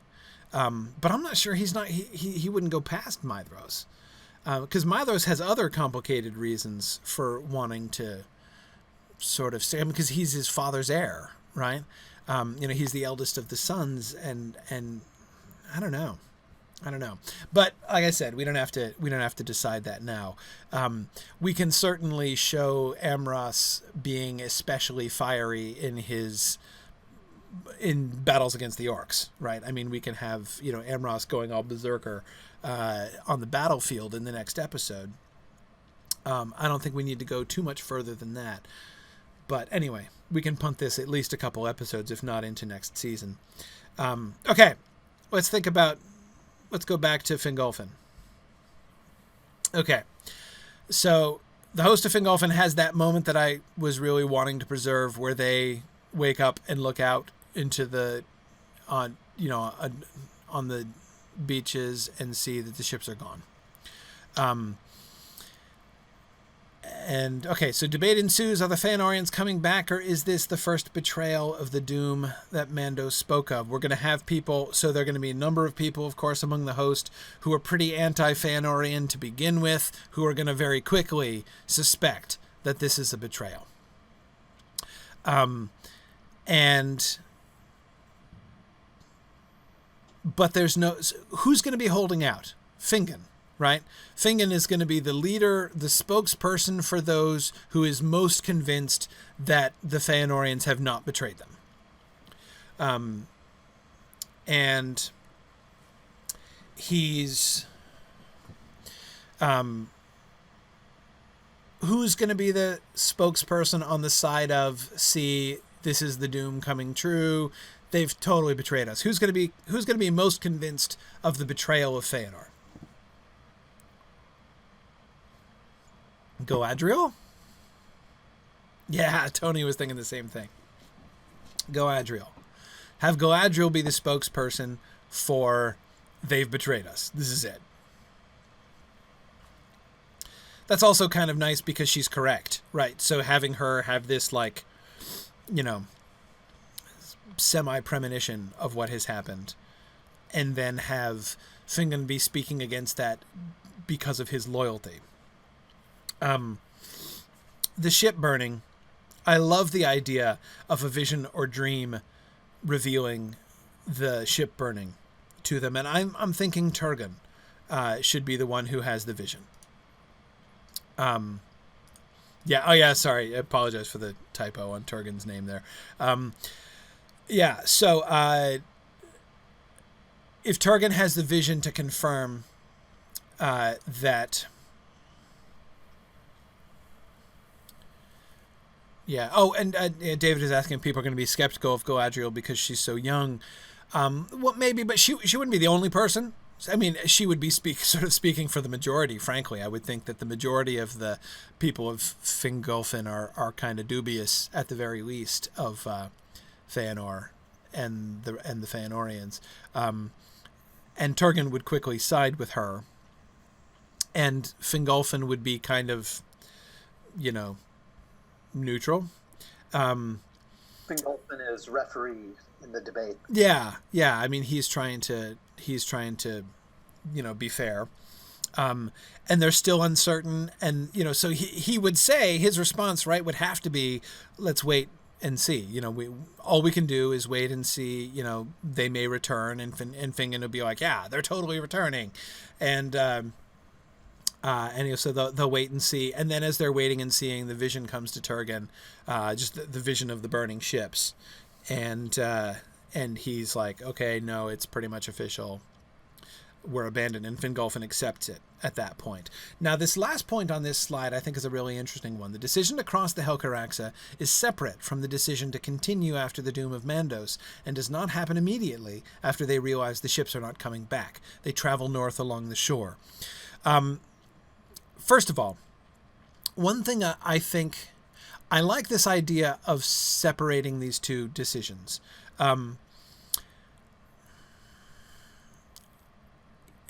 If I don't think the choice should be a binary choice between cross the Helcaraxa or return to Valinor yet, right?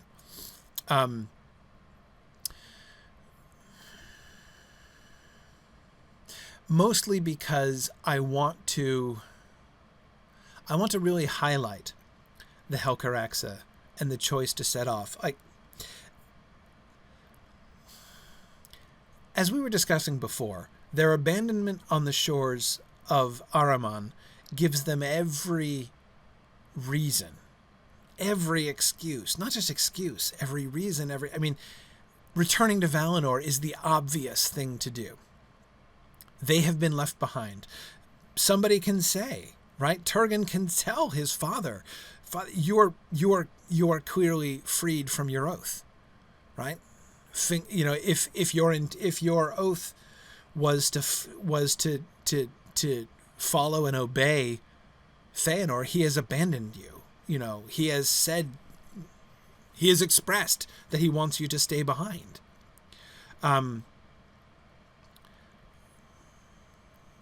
Brianna, I don't think they can see the glow of the flames across the water. I think the sea is still too wide at that point. Because even the Helcaraxa, I think, needs to be wider than that, than visual distance. And I think that they're not quite there yet.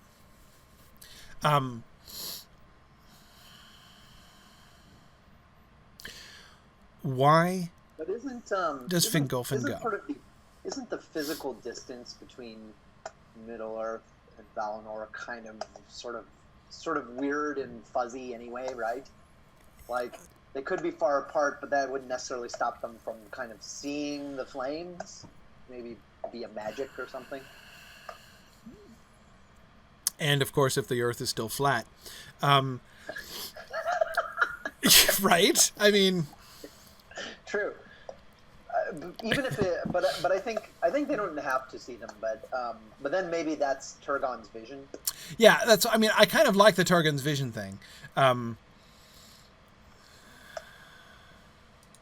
Yeah. There's part of me that thinks that they shouldn't get. They certainly, even if they can see something, they shouldn't receive any kind of confirmation. They shouldn't be able to confirm it. There should just be just enough information, whether it's via, hey, I see some kind of weird light coming over the horizon, or it's Turgon's dream. There should be just enough information that all of their worst suspicions are sort of provoked. Yes. They're all like, oh. Right. No. Yeah, exactly. Because, I mean, they've already been having the debate, right? So but essentially this, like the vision of Turgon, which I favor over the seeing of any kind of remote visual phenomenon. I think that the vision of Turgon basically sways it, and even Fingon reluctantly is forced to agree, especially over time, that okay, they're not coming back now. Fingon would be quick to blame Fëanor, and he would try to kind of moderate things by saying, look, I told you guys Fëanor is nuts. Apparently he's even more nuts than I thought he was. And, and not even his sons are to blame. This is all on Fëanor, and everyone else is kind of grumbling and not necessarily agreeing with that. But I think that they...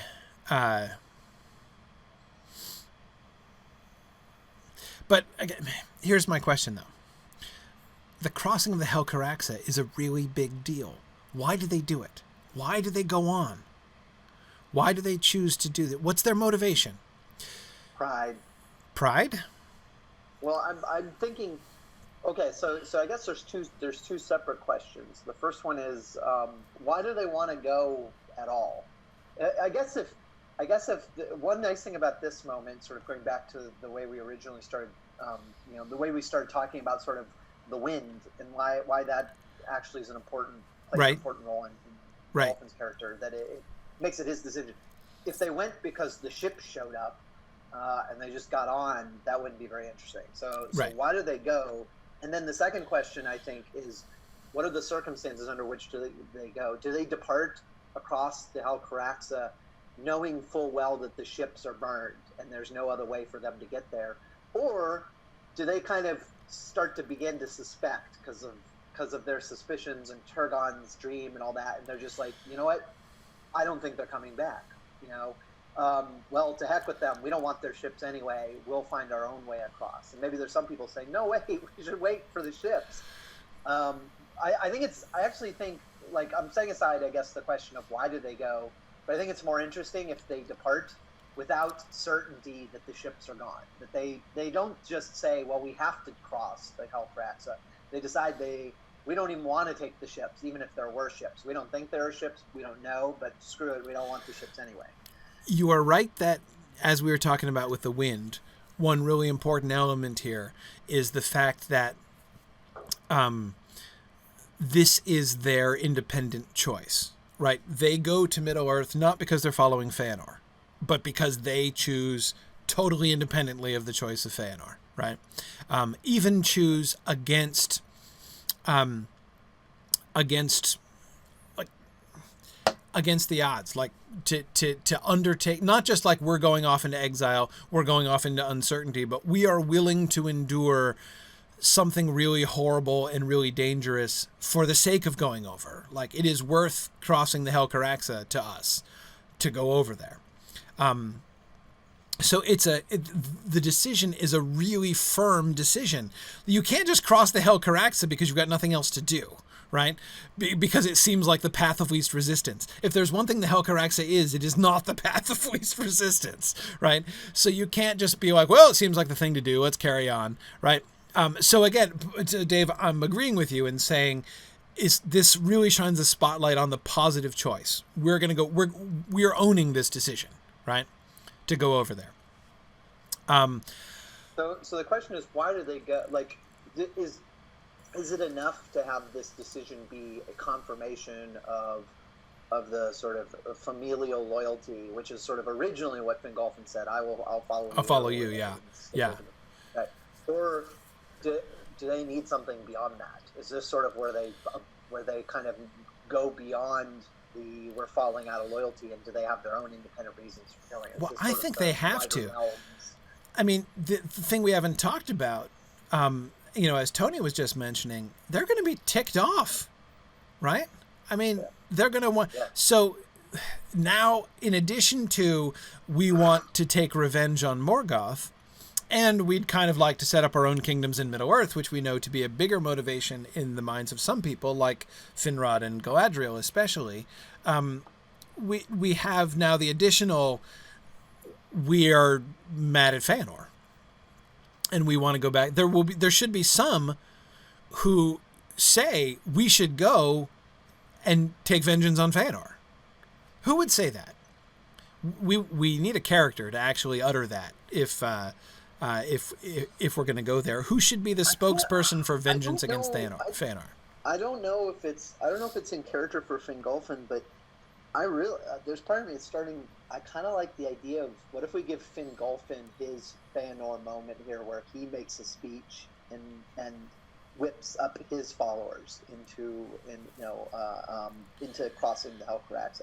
I don't know if Fingolfin should be the guy that says pledges revenge against Fëanor. But there's part of me that kind of likes that idea, and I almost feel like it has to be him. Even if somebody else suggests it, Fingolfin has to be, like, we can't have somebody steal his leadership, so I guess it's got to be him. Yes, agreed. He has to be the one who is making I agree, we have to give him the speech, which sets them off across the Helcaraxa, definitely. The person who says we should go to take vengeance on Fëanor needs to be a bit of an outlier, right? Galadriel. That fits our feistier, angrier, more mistake-prone Galadriel character, but no one's going to like that idea. Wait, why will no one like that idea? No, people didn't. Lots of people would. Orodreth. That's hilarious, Tony. I love that idea. Orodreth, who is like the most namby-pamby of all of the third-generation elves in the Silmarillion. The idea of Orodreth being like slavering for blood, I think is really, I love that idea. I think that's hysterical. I mean, Orodreth's character could use a little adrenaline injection, I think. Is there anyone among the grandsons of Finwë who is more passive, the grandchildren of Finwë is more passive than Orodreth?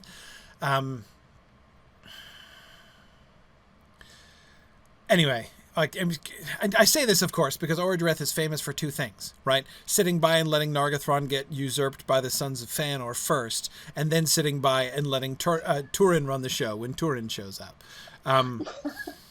He doesn't have a great track record of leadership. No. No. We'd really be setting the audience if we made him into the come on, Fingolfin, we should go across there and get Fëanor. We'd really be setting the audience up for disappointment with him later. Yeah. Or it would complicate his relationship with Celegorm and Curufin later on. Because he would be the one, or no, Finrod would give them sanctuary, is one who gives them sanctuary in Nargothrond, which Orodreth would not be happy about, and then they usurp his position. So that then we would shift him away from being spineless to just being powerless, basically just be impotent. Right? Yeah. So he's dead set against the Fëanor. There's just nothing he can do about it. Yeah. I was about to propose Finrod maybe, but I think you're right. I don't think we can have him be the let's get revenge on the sons of Fëanor. Oh, by all means, have sanctuary in my city. Right. It doesn't make much sense unless that's sort of an older, wiser Finrod who repents his earlier bloodthirstiness, which it could be doable. Yeah. But certainly a kind of a vengeance-driven Finrod here seems consistent with sort of the Finrod who cast his crown aside. Yes. Nobody will support him. Helping out Beren. So yeah, we can't make him bloodthirsty. I agree. Oakwick was just suggesting the thing that I was thinking. What about having this be the opportunity to bring forward a character we haven't used yet, Amrod? So Amrod, son of Finarfin, he gets two moments in the published Silmarillion, right? The first is the moment where he's the one who comes and conveys Thingol's message to the rest of the Noldor, saying, hey, Thingol says hi and he'll let you stay in his lands, but anyway, he conveys Thingol's not very polite message to the Noldor, and he's the one that Caranthir then yells at, right? He calls him a talebearer and suggests that he's a weasel. And then Amrod is also then the one who speaks up and says, and tells Thingol the whole story of the kinslaying down the road.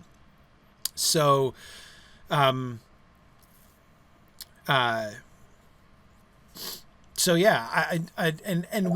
need to start setting up Amrod and Ignor because they're gonna die soon in the Dagor Bragollach, and Ignor, of course, we're gonna get more of because we're gonna get his relationship with Andreth. So we'll get the tragic, requited but unfulfilled love story of Ignor and Andreth.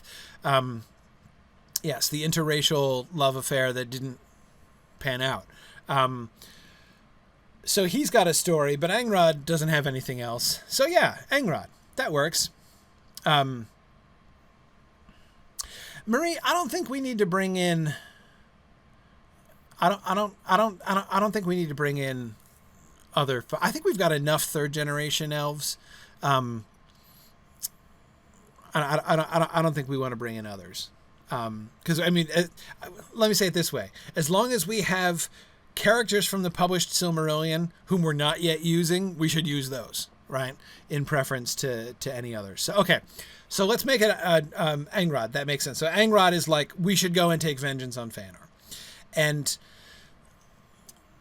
Fingolfin is going to make his... Okay, well, so, Dave, what do you think about my point about the separation, though? Because I'm thinking this needs to be my first thought is that this needs to be a two-stage decision. One stage, so they wake up and the ships are gone. They have two choices. They either keep walking. They're not at the Helcaraxa yet, right? So they're not actually confronted with the Helcaraxa itself. And keep in mind, do they know it's there? Do they know what it's like? Right? They surely will not have heard anything but the dimmest rumors about what the Helcaraxa is actually like, right?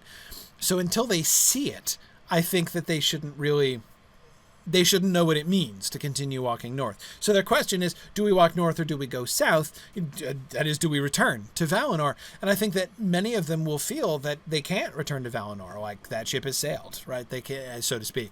They can't go, but it's too late.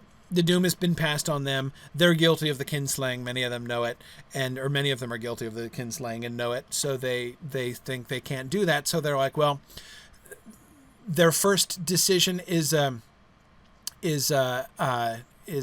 sorry, I apologize to the Twitch chat who are talking about it.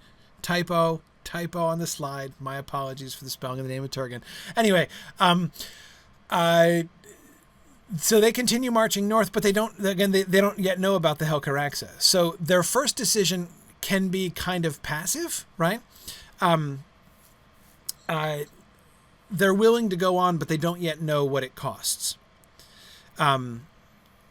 I mean, it's almost, I feel like that moment for them is almost like Bilbo's moment at the beginning of chapter 5, right?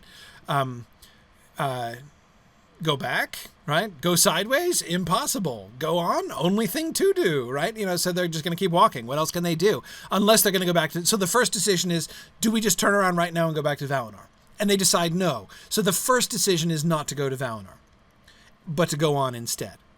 And then they come to the Helcaraxa. Then they're going to come to they don't do this in this episode, but then they're going to come to the Helcaraxa. And when they come to the Helcaraxa, now it's clear, okay, when you say you're going to go on, are you willing to pay the price, right? Are you willing to go on when you see that the road is this bad? Are you willing to undertake the crossing of the Helcarax? Is going to Middle-earth worth that much to you? Or will you now turn back, right? How committed are you to the concept of going to Middle-earth? Is it worth it? Because to me, that's the... By the way, can we have them have a debate that alludes to Bilbo's monologue there? That would be really fun. Do we go south? Do we go west? Impossible.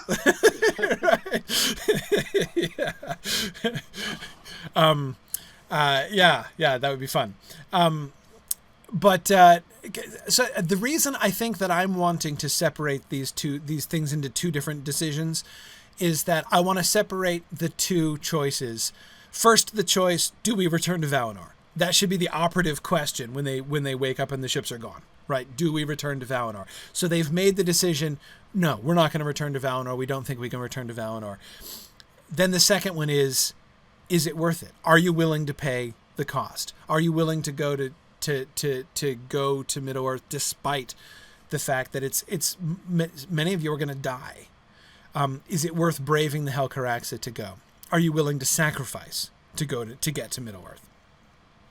So when they head north initially, that's sort of just a default, right? Like they're heading north not with the expectation that they'll be able to get to Middle-earth. They're heading north because they feel like there's no place else to go.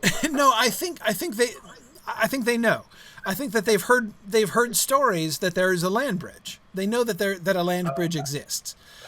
But maybe they're heading up there thinking that there's like a nice short like paved road, like a highway across or a public underwater metro or something. Right. Well, I heard there's a way to get to Middle-earth up there. Yeah, it should be fine. And this and that. But I think the main idea is the reality of crossing. Really, yes, they don't really understand that until they get up there and they see it, and then yes. Like, oh. And is that where Amrod comes in? Maybe Amrod doesn't really have much to say until they get up there and they see the Helcaraxa, and then people really start waffling. And Fingolfin starts waffling. Like Fingolfin is wrestling with the what's best for my people. Exactly. And that's when Amrod whispers in his ear and says, hey, we need to teach Fëanorians a lesson. Amrod would be among those who is willing to go. But see, that's exactly the point. Why are you going? Why are you willing to sacrifice to go to Middle-earth? What is I'm sounding to myself like Miracle Max at the what is worth living for? What do you want to come back for? Like, that's exactly it. Are they going over for bad reasons? Is it their desire for vengeance that drives them across the Helcaraxa? Because that's really bad, right? I mean, that's not a good reason to cross the Helcaraxa. Is it for the sake of helping the Fëanorians, like rescuing the rest of the Fëanorians from the madman Fëanor? That's a better reason. Is it to fight Morgoth and try to save Middle Earth. That's a good reason. There are lots of reasons, better and worse, but really, I think it's not until they're confronted with the Helcaraxa itself and they realize what it's going to cost that they have to choose, like, why are we really doing this? So yeah, Dave, I think they've heard stories. They know there's a land bridge. They maybe have heard rumors that it's kind of rough, right?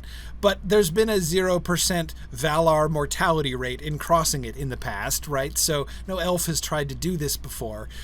So there's no reason that they would have an accurate sense of exactly how dangerous it's going to be. So they're going north with the intention of crossing to Middle Earth, and with probably the vague understanding that it's going to be challenging. Right. But I'm they wondering, don't. Yeah, no. When does Turgon's stream come in?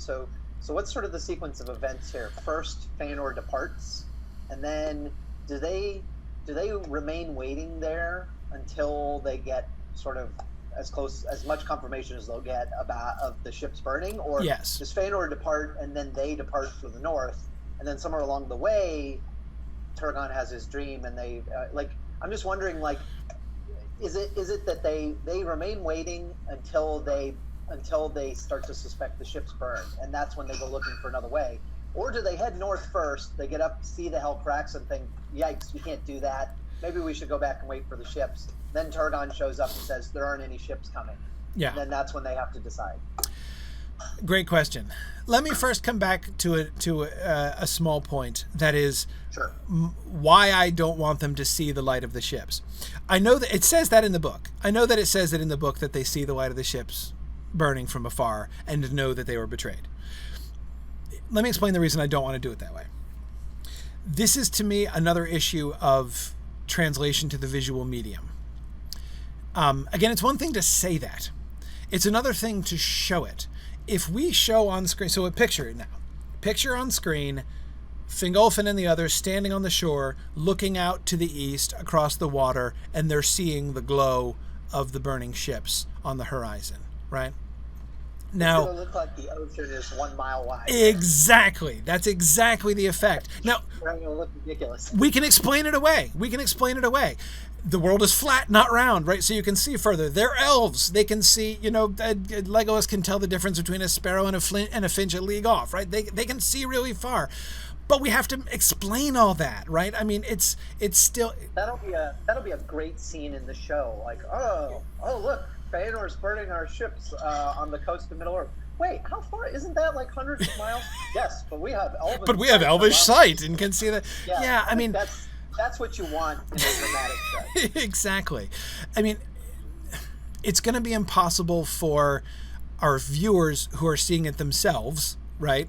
Not because we're not seeing it through the eyes of the elves. The viewers are seeing it from through the camera, right? So it's gonna look like it's really short. And honestly, the question of like, why don't we build some rafts or something? Like, let's just can't we we're elves, we live along, can't we burn out some canoes and sail over, and go over the Polynesians or something? I mean, you'd think that would be plan A if the sea is as narrow as it's going to look if we have them see this. So that's why it is for the sake, again, it's in my judgment, that is another one of those effects which creates a really good effect in print and in the imagination, but when you actually see it on screen, I think it's going to undermine the effect.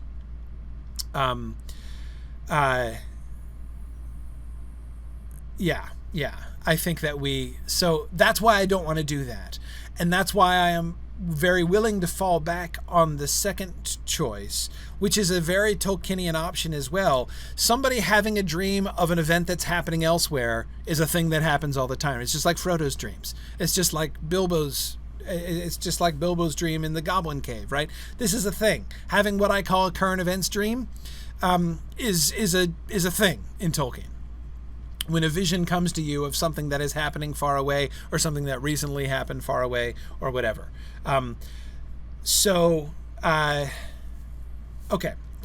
think that and as Marie is pointing out, the Helcaraxa has to be a very long, hard journey, right? It can't just be a few miles. So anyway, all right. So that's why I want to change the bit about them seeing the glow of the light. But Dave, to your sequence question is a great one. Here's my vote. My vote is they wake up, they immediately have the debate. There are some who are like, we were abandoned. Galadriel says, they're gone. They're not coming back. We've been abandoned. And Fingon says, no, like, they're coming back. Mythos wouldn't do that. Like, their dad's a little crazy, I'll grant you that, but they're sending the ships back. Trust me. I think people side with Fingon. Or at least give them the, like, Fingolfin sides with Fingon, his oldest son. He's like, okay, all right, Fingon, like, I will, like, you're the one who knows them. You've spent the most time with them. I will lean upon your judgment here. And Fingon feels justified. And they're waiting. So he's like, trust me, they're totally coming. Ships, any minute now, we're going to see the ships. It's totally going to happen. And they wait. And they wait for not too long. I'm thinking a short period of time, but long enough for everybody else to start looking at each other. You know, it's been like, I don't know, again, how do you measure time? Because there's no sun and moon. But they've been around for some time there on the shore. People are starting to grumble, but Fingon, with flagging confidence, is still insisting that they're going to come back. And then Turgon has his dream. And Turgon has his dream, and in his dream, he sees the ships burning. And he wakes and he tells his dad and Fingon, he's like, Fingon, they're not coming. They burn, Fëanor burned the ships. And everybody believes him. Because it's Turgon. And it's the kind of thing that happens. So yeah, Tony, exactly. Galadriel has a kind of Cassandra moment there. Yeah, it's a little Cassandra-ish. It's not totally Cassandra-ish. Like, it's not like everybody disbelieves her. There's many people who feel the same way that she does. But yeah, the idea that she has some kind of foresight, I think, is good. She turns out to be right. I think that's nice. And it fits with her character, too, that she is anti-Fëanor anyhow. So she's going to be quicker than many to think the worst of Fëanor, so I think it makes sense on several levels. All right, so then Turgon says and then that decides Fingolfin. So then they have to make the first decision: do they go back or do they go on? And they decide to go on to the Helcaraxa. And then it's not going to be until the next episode that they come to the Helcaraxa and make their second and final decision. So that first decision is simply.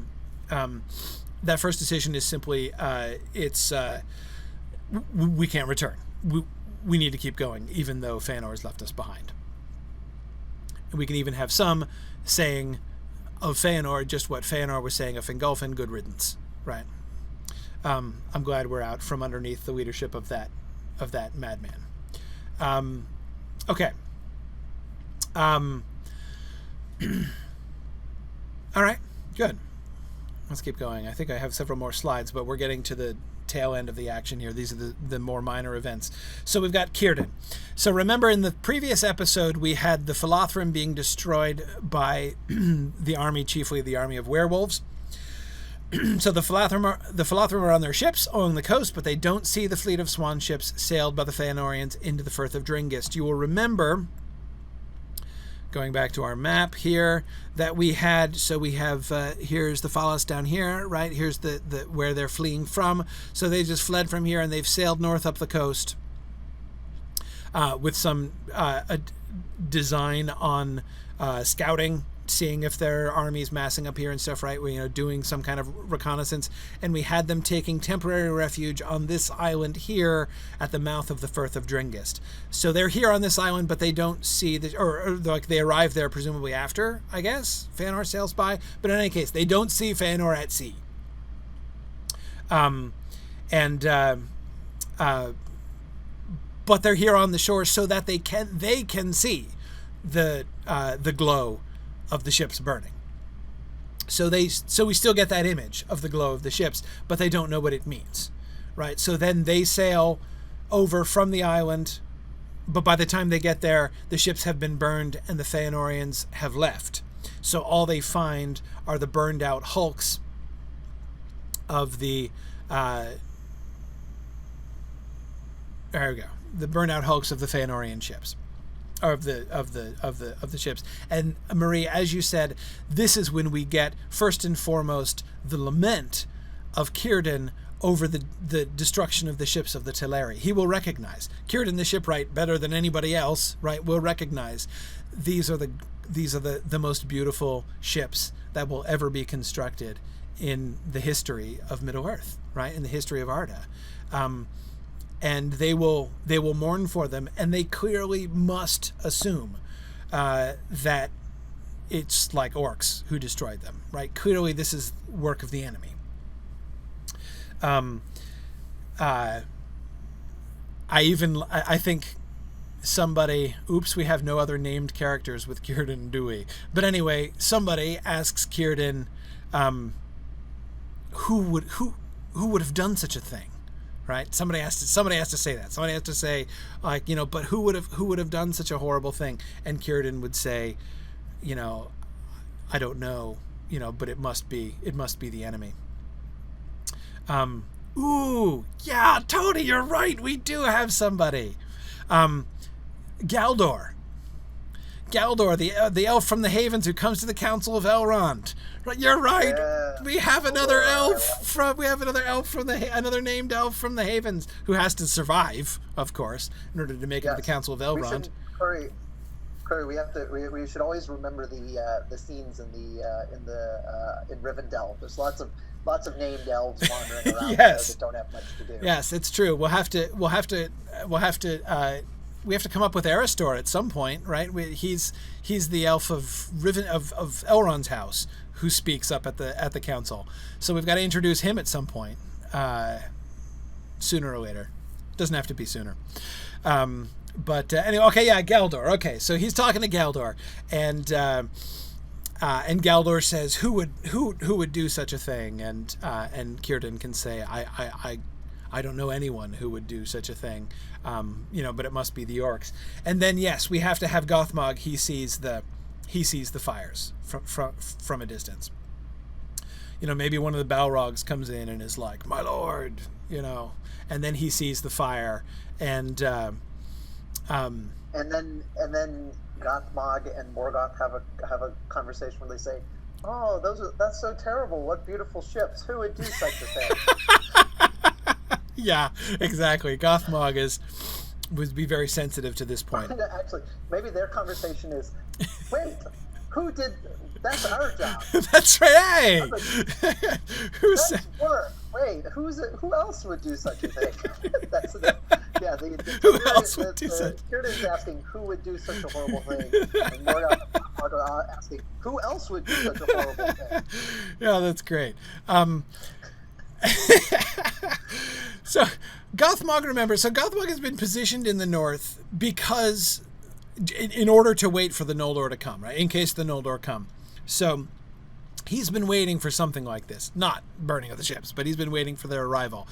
I kind of like the image of, you know, so I'm having this image of Gothmog looking at what is obviously a huge conflagration off over the horizon, and which of course, you'd like the Balrogs, they'd be all in favor of that, right? They'd be very pro conflagration in general. He wouldn't have to know what's happening, but have him look at the glow of the flame on the shore, and have Gothmog, you know, smile evilly and say, you know, excellent or something like that. Express approval, and just leave it, you know, unspecified what exactly his approval is of.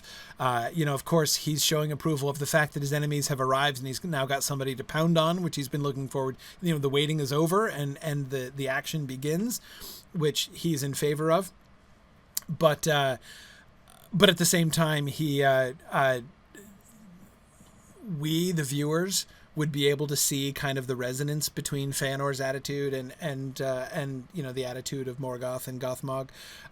So the sort of the implicit, even if unknowing, approval of Fëanor's deed by Gothmog the Balrog would be a kind of a fittingly ironic, you know, a fitting piece of dramatic irony there, I think. But okay. All right, so that's good. So Círdan is he's just gonna be mourning, because he's gonna have to assume also, right, that he would assume that there were a bunch of Teleri in those ships. Why wouldn't he? Especially since, remember, the last time he and Olwe parted, when Olwe sets off for Valinor, he and Olwe had a plan, right? They both had their callings. He's like, I'm going to be the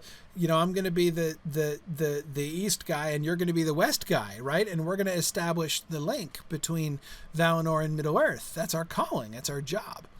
So he sees a bunch of Teleri ships, and he's got to be thinking, this is Olwe, right? Here was Olwe trying to come back. Here was, some of the Teleri returning to Middle-earth to establish this link between Valinor and Middle-earth that we felt that it was our calling to do, and they got ambushed and destroyed. So he's going to be mourning the death of Olwe, maybe? Assuming that Olwe was in the ships? Then that gives us more delicious and tragic dramatic irony, right? Here's Círdan saying, "Oh, my kinsman Olwe is slain. These wrecked ships are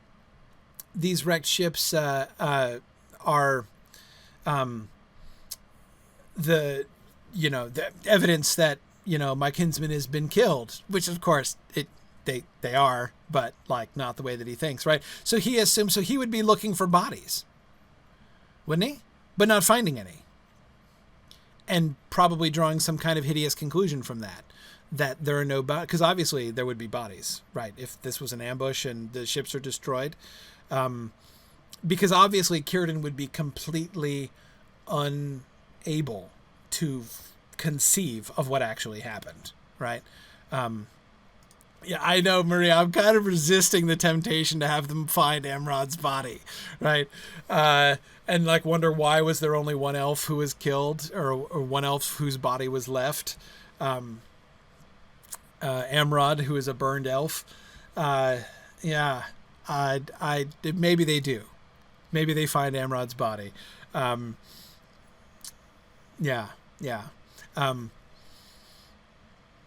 I wouldn't think they'd be able to. I wouldn't think that Círdan would be able to CSI out the fact that it was a Noldor skeleton, would he? Would the Noldor and the Teleri differ so much that you could tell from his charred skeleton that he was Noldoran? I wouldn't think so. By his armor and weapons. Nah, he left those behind, Tony. Amrod went unarmed onto his ship. He was returning to Valinor, right? He was turning his back on the whole warfare thing. He wouldn't have had any armor and weapons with him.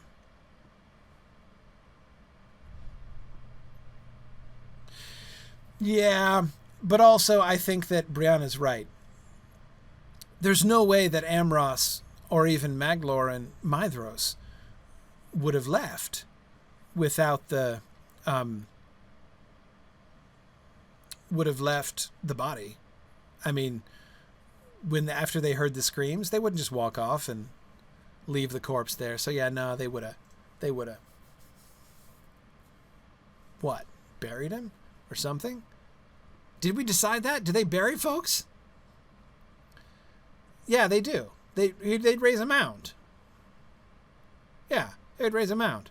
So they'd have to find them. They'd have to find the mound, right? But no, they would do that. There's no way Amros would just walk off and leave his brother's bones on board the ship. There's no way. Yeah. Yeah. No. Everybody is suggesting different ways by which they would discover that they were Noldor. I don't want them to discover it. I kind of want to leave this in suspense. I want there to be a moment of horrible realization later on when Círdan puts together what those burned ships actually meant. And I'm willing to delay that. I'm willing to delay that real far. I'm willing to delay that into season 4. I'm willing to delay that until the moment that he and Thingol are talking about the rumors about the... Remember when Círdan comes to Thingol with the rumors about the kinslaying? I'm thinking then, that Círdan is like, wait a second. I heard rumors, and let me tell you, I am now looking at these burned ships in a totally different light. Right? He would find out later. Yeah, I agree. Yeah, he'd find out later that yeah. So yeah, and I don't want him to have any reason to know what happened. He thinks so. He goes off. What do you think he thinks happened? He thinks that Olwe and some of the other Teleri came over to visit them, to visit Círdan and the elves of the Falas, and to reestablish their, this is the fulfillment of their goal, or the first step anyway of their goal, to establish, the two harbors, one in the east and one in the west, for elves to come to and from Middle Earth. And but it's gone horribly wrong. What do we think? What do we think he thinks happened? Does he think that they came across to visit and then got caught by the orcs? Yeah, ambushed by the orcs and slaughtered to a man. Yep. All right. So it's not like he's initially filled with hope. No. And he thinks like, oh, the Teleri are here. And no hope. Can't find them. The only hope. He thinks something horrible happened. And then later on, he finds out something even more horrible happened. Exactly. He thinks something horrible happened. Maybe they would look. Maybe they would suspect, hey, perhaps they got away because we didn't find any corpses, right? But then they might equally be thinking, maybe they ate the corpses. I mean, remember, there were like enormous slavering wolves chased them out of the Falas, right? So I would think that they're at least this would give Círdan like a... This would give Círdan like I don't know exactly what we intend to do with him over the next season, but this would give him something to do. Círdan's mission to find the Teleri survivors. Yeah. No, exactly. Círdan figuring out what's going on can definitely be a subplot of season 4. Absolutely. Yep. So no, the fact that they find no dead Teleri there would just lead them to imagine even more horrible things had happened, essentially. Okay. Last point. Fëanor returns to Valinor also. And the Valar forgive them, but it's a frosty welcome. I agree. They lose the friendship of the Valar and the Teleri. I don't think we can have them halfway back. I think that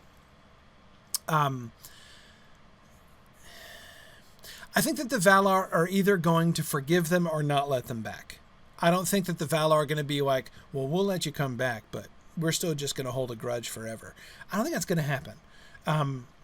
I think that the Noldor who return, are going to be covered with shame. Fëanor, of course, being their spokesperson. I think that he's going to return in penitence. He will certainly not become king of the remaining Noldor, because he will not accept he will not accept a crown.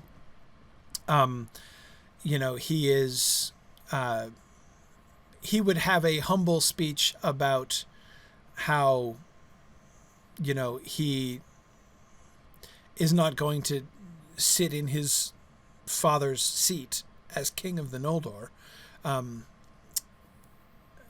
Even though he is going to, be the leader of all of the Noldor who remain. But wouldn't he do something? Wouldn't he make some kind of change? What if we see them, the Noldor who return, changing Tyrion? Right? Tyrion, remember, was gorgeous, covered with gems and absolutely resplendent, right, with glory. I'm thinking they don't tear Tyrion down, but I think that they, humble it, right? That they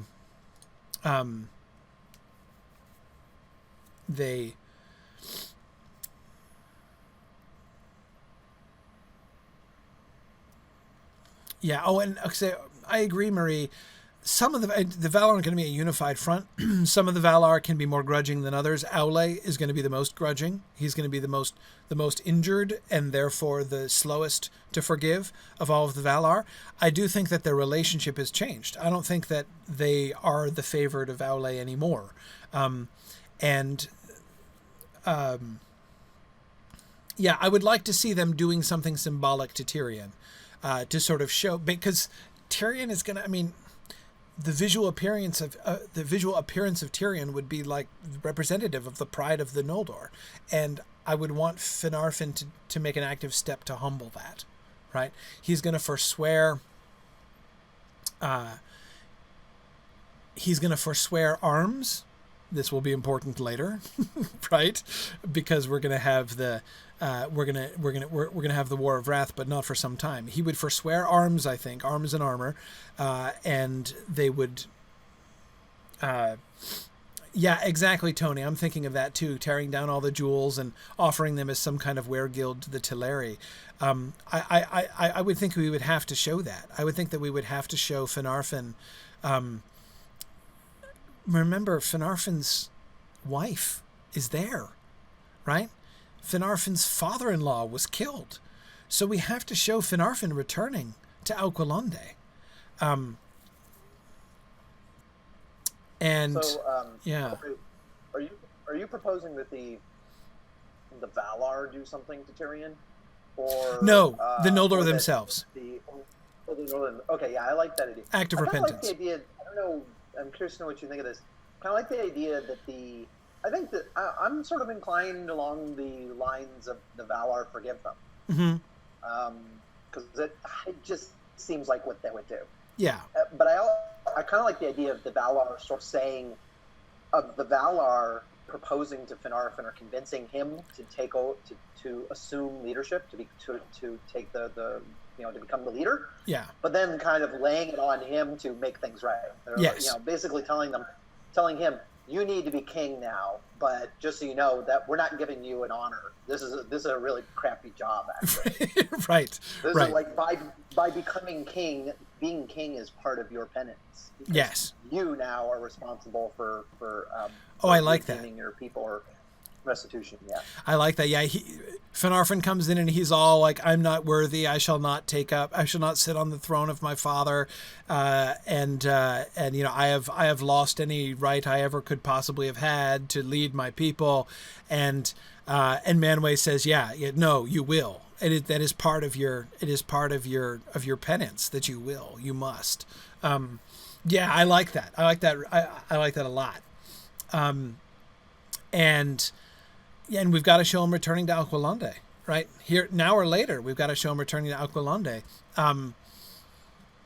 We don't necessarily have to squeeze that into this episode. We could have his meeting with this conversation with Manwë be part of this episode, and have Fëanor's return to Alqualondë be part of a later episode. Like perhaps when have that align with Fingolfin's decision to cross the Helcaraxa, for instance, suggests itself as one possibility.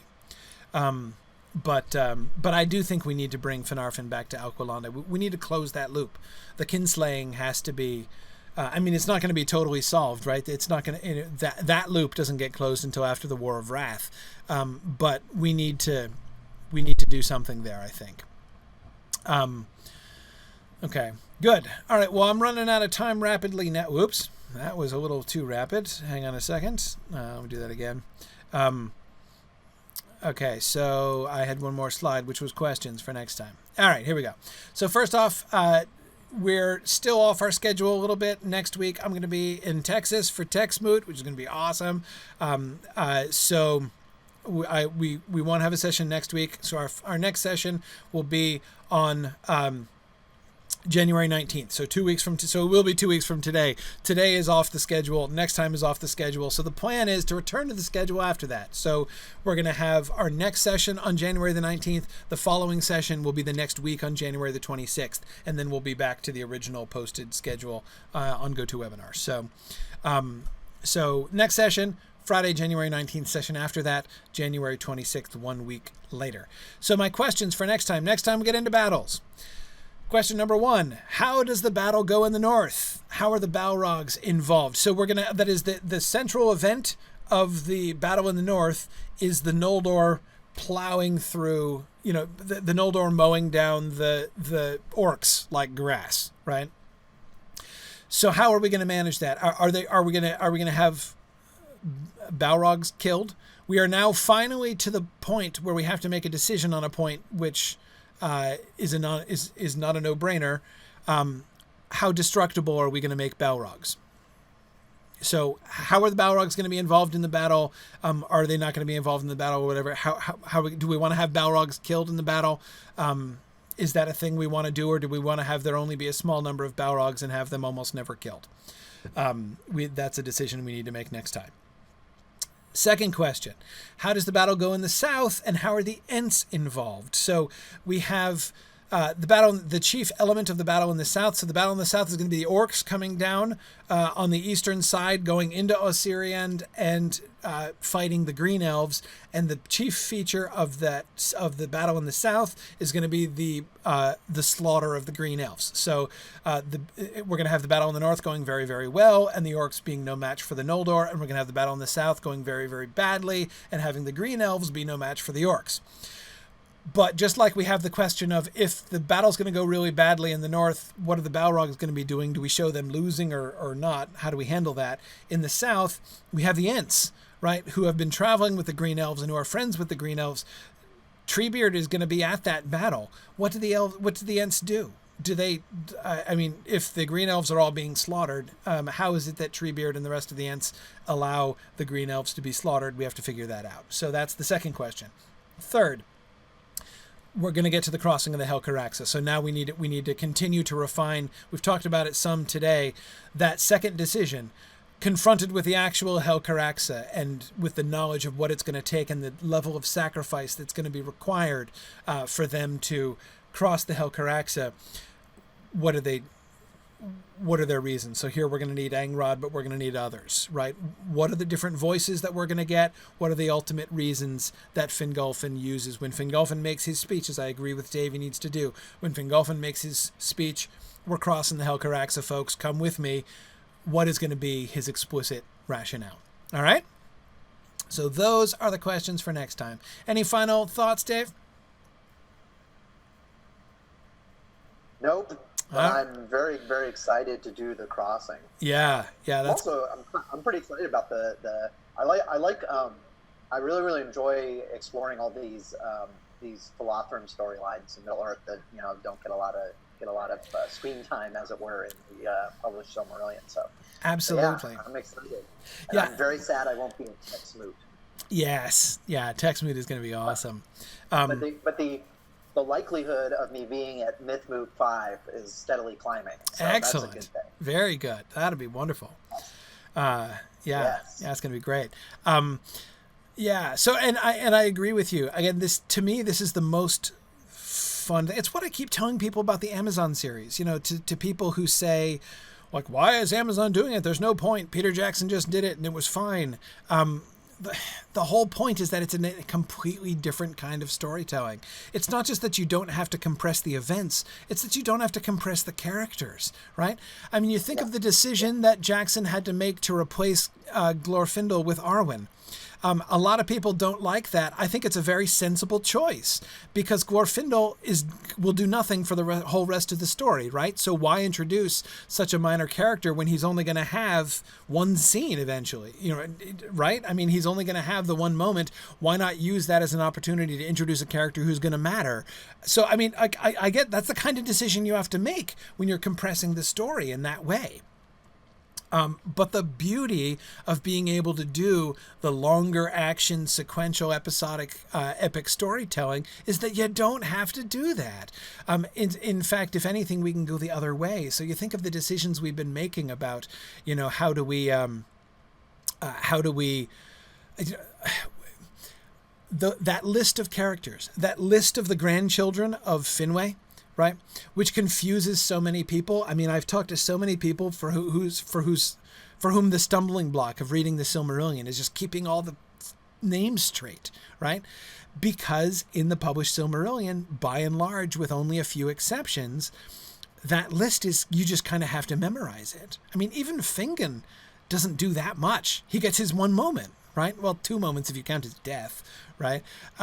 But he doesn't get that many moments. Even Fingon doesn't get that many moments, right? Finrod does. Most of the rest of the sons of Fëanor don't get that many moments. It's just, it's hard. It's really difficult, and there's so many characters who are only names, nothing but names.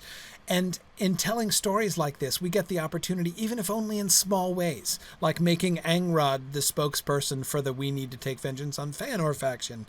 We get the opportunity to to attach a story to what was only a name in the book, and really kind of fill this out in a really fun and rewarding way. So yeah, I agree. Doing that, thinking about the Philothrim, and as you say, what a kind of sort of marginal story that is, in the sense that it kind of takes place on the margins of the main story in the Silmarillion, and it is really fun to be able to approach it. So anyhow, I agree. This has been great fun. Very quickly, just to remind everyone, I'm going to put this on Twitter. The next 3 SilmFilms are 2 weeks from now, Jan 19. Then immediately following the following week, Jan 26, right? Yep. Then we're back on our normal schedule. Then we're back on our normal schedule. 9. Yeah. So it'll be exactly. Right. It'll be February. Right. What? Yeah, 9th. That's the date. Yeah. That's 2 weeks after. 2 weeks after the 26th. Yep. That is correct. All right. Remember that, everybody. All right. Very good. Okay. Well, thanks everybody for joining us. Great suggestions here today. I think we made a lot of excellent progress. And I will say, as always, thanks for listening, and Godspeed.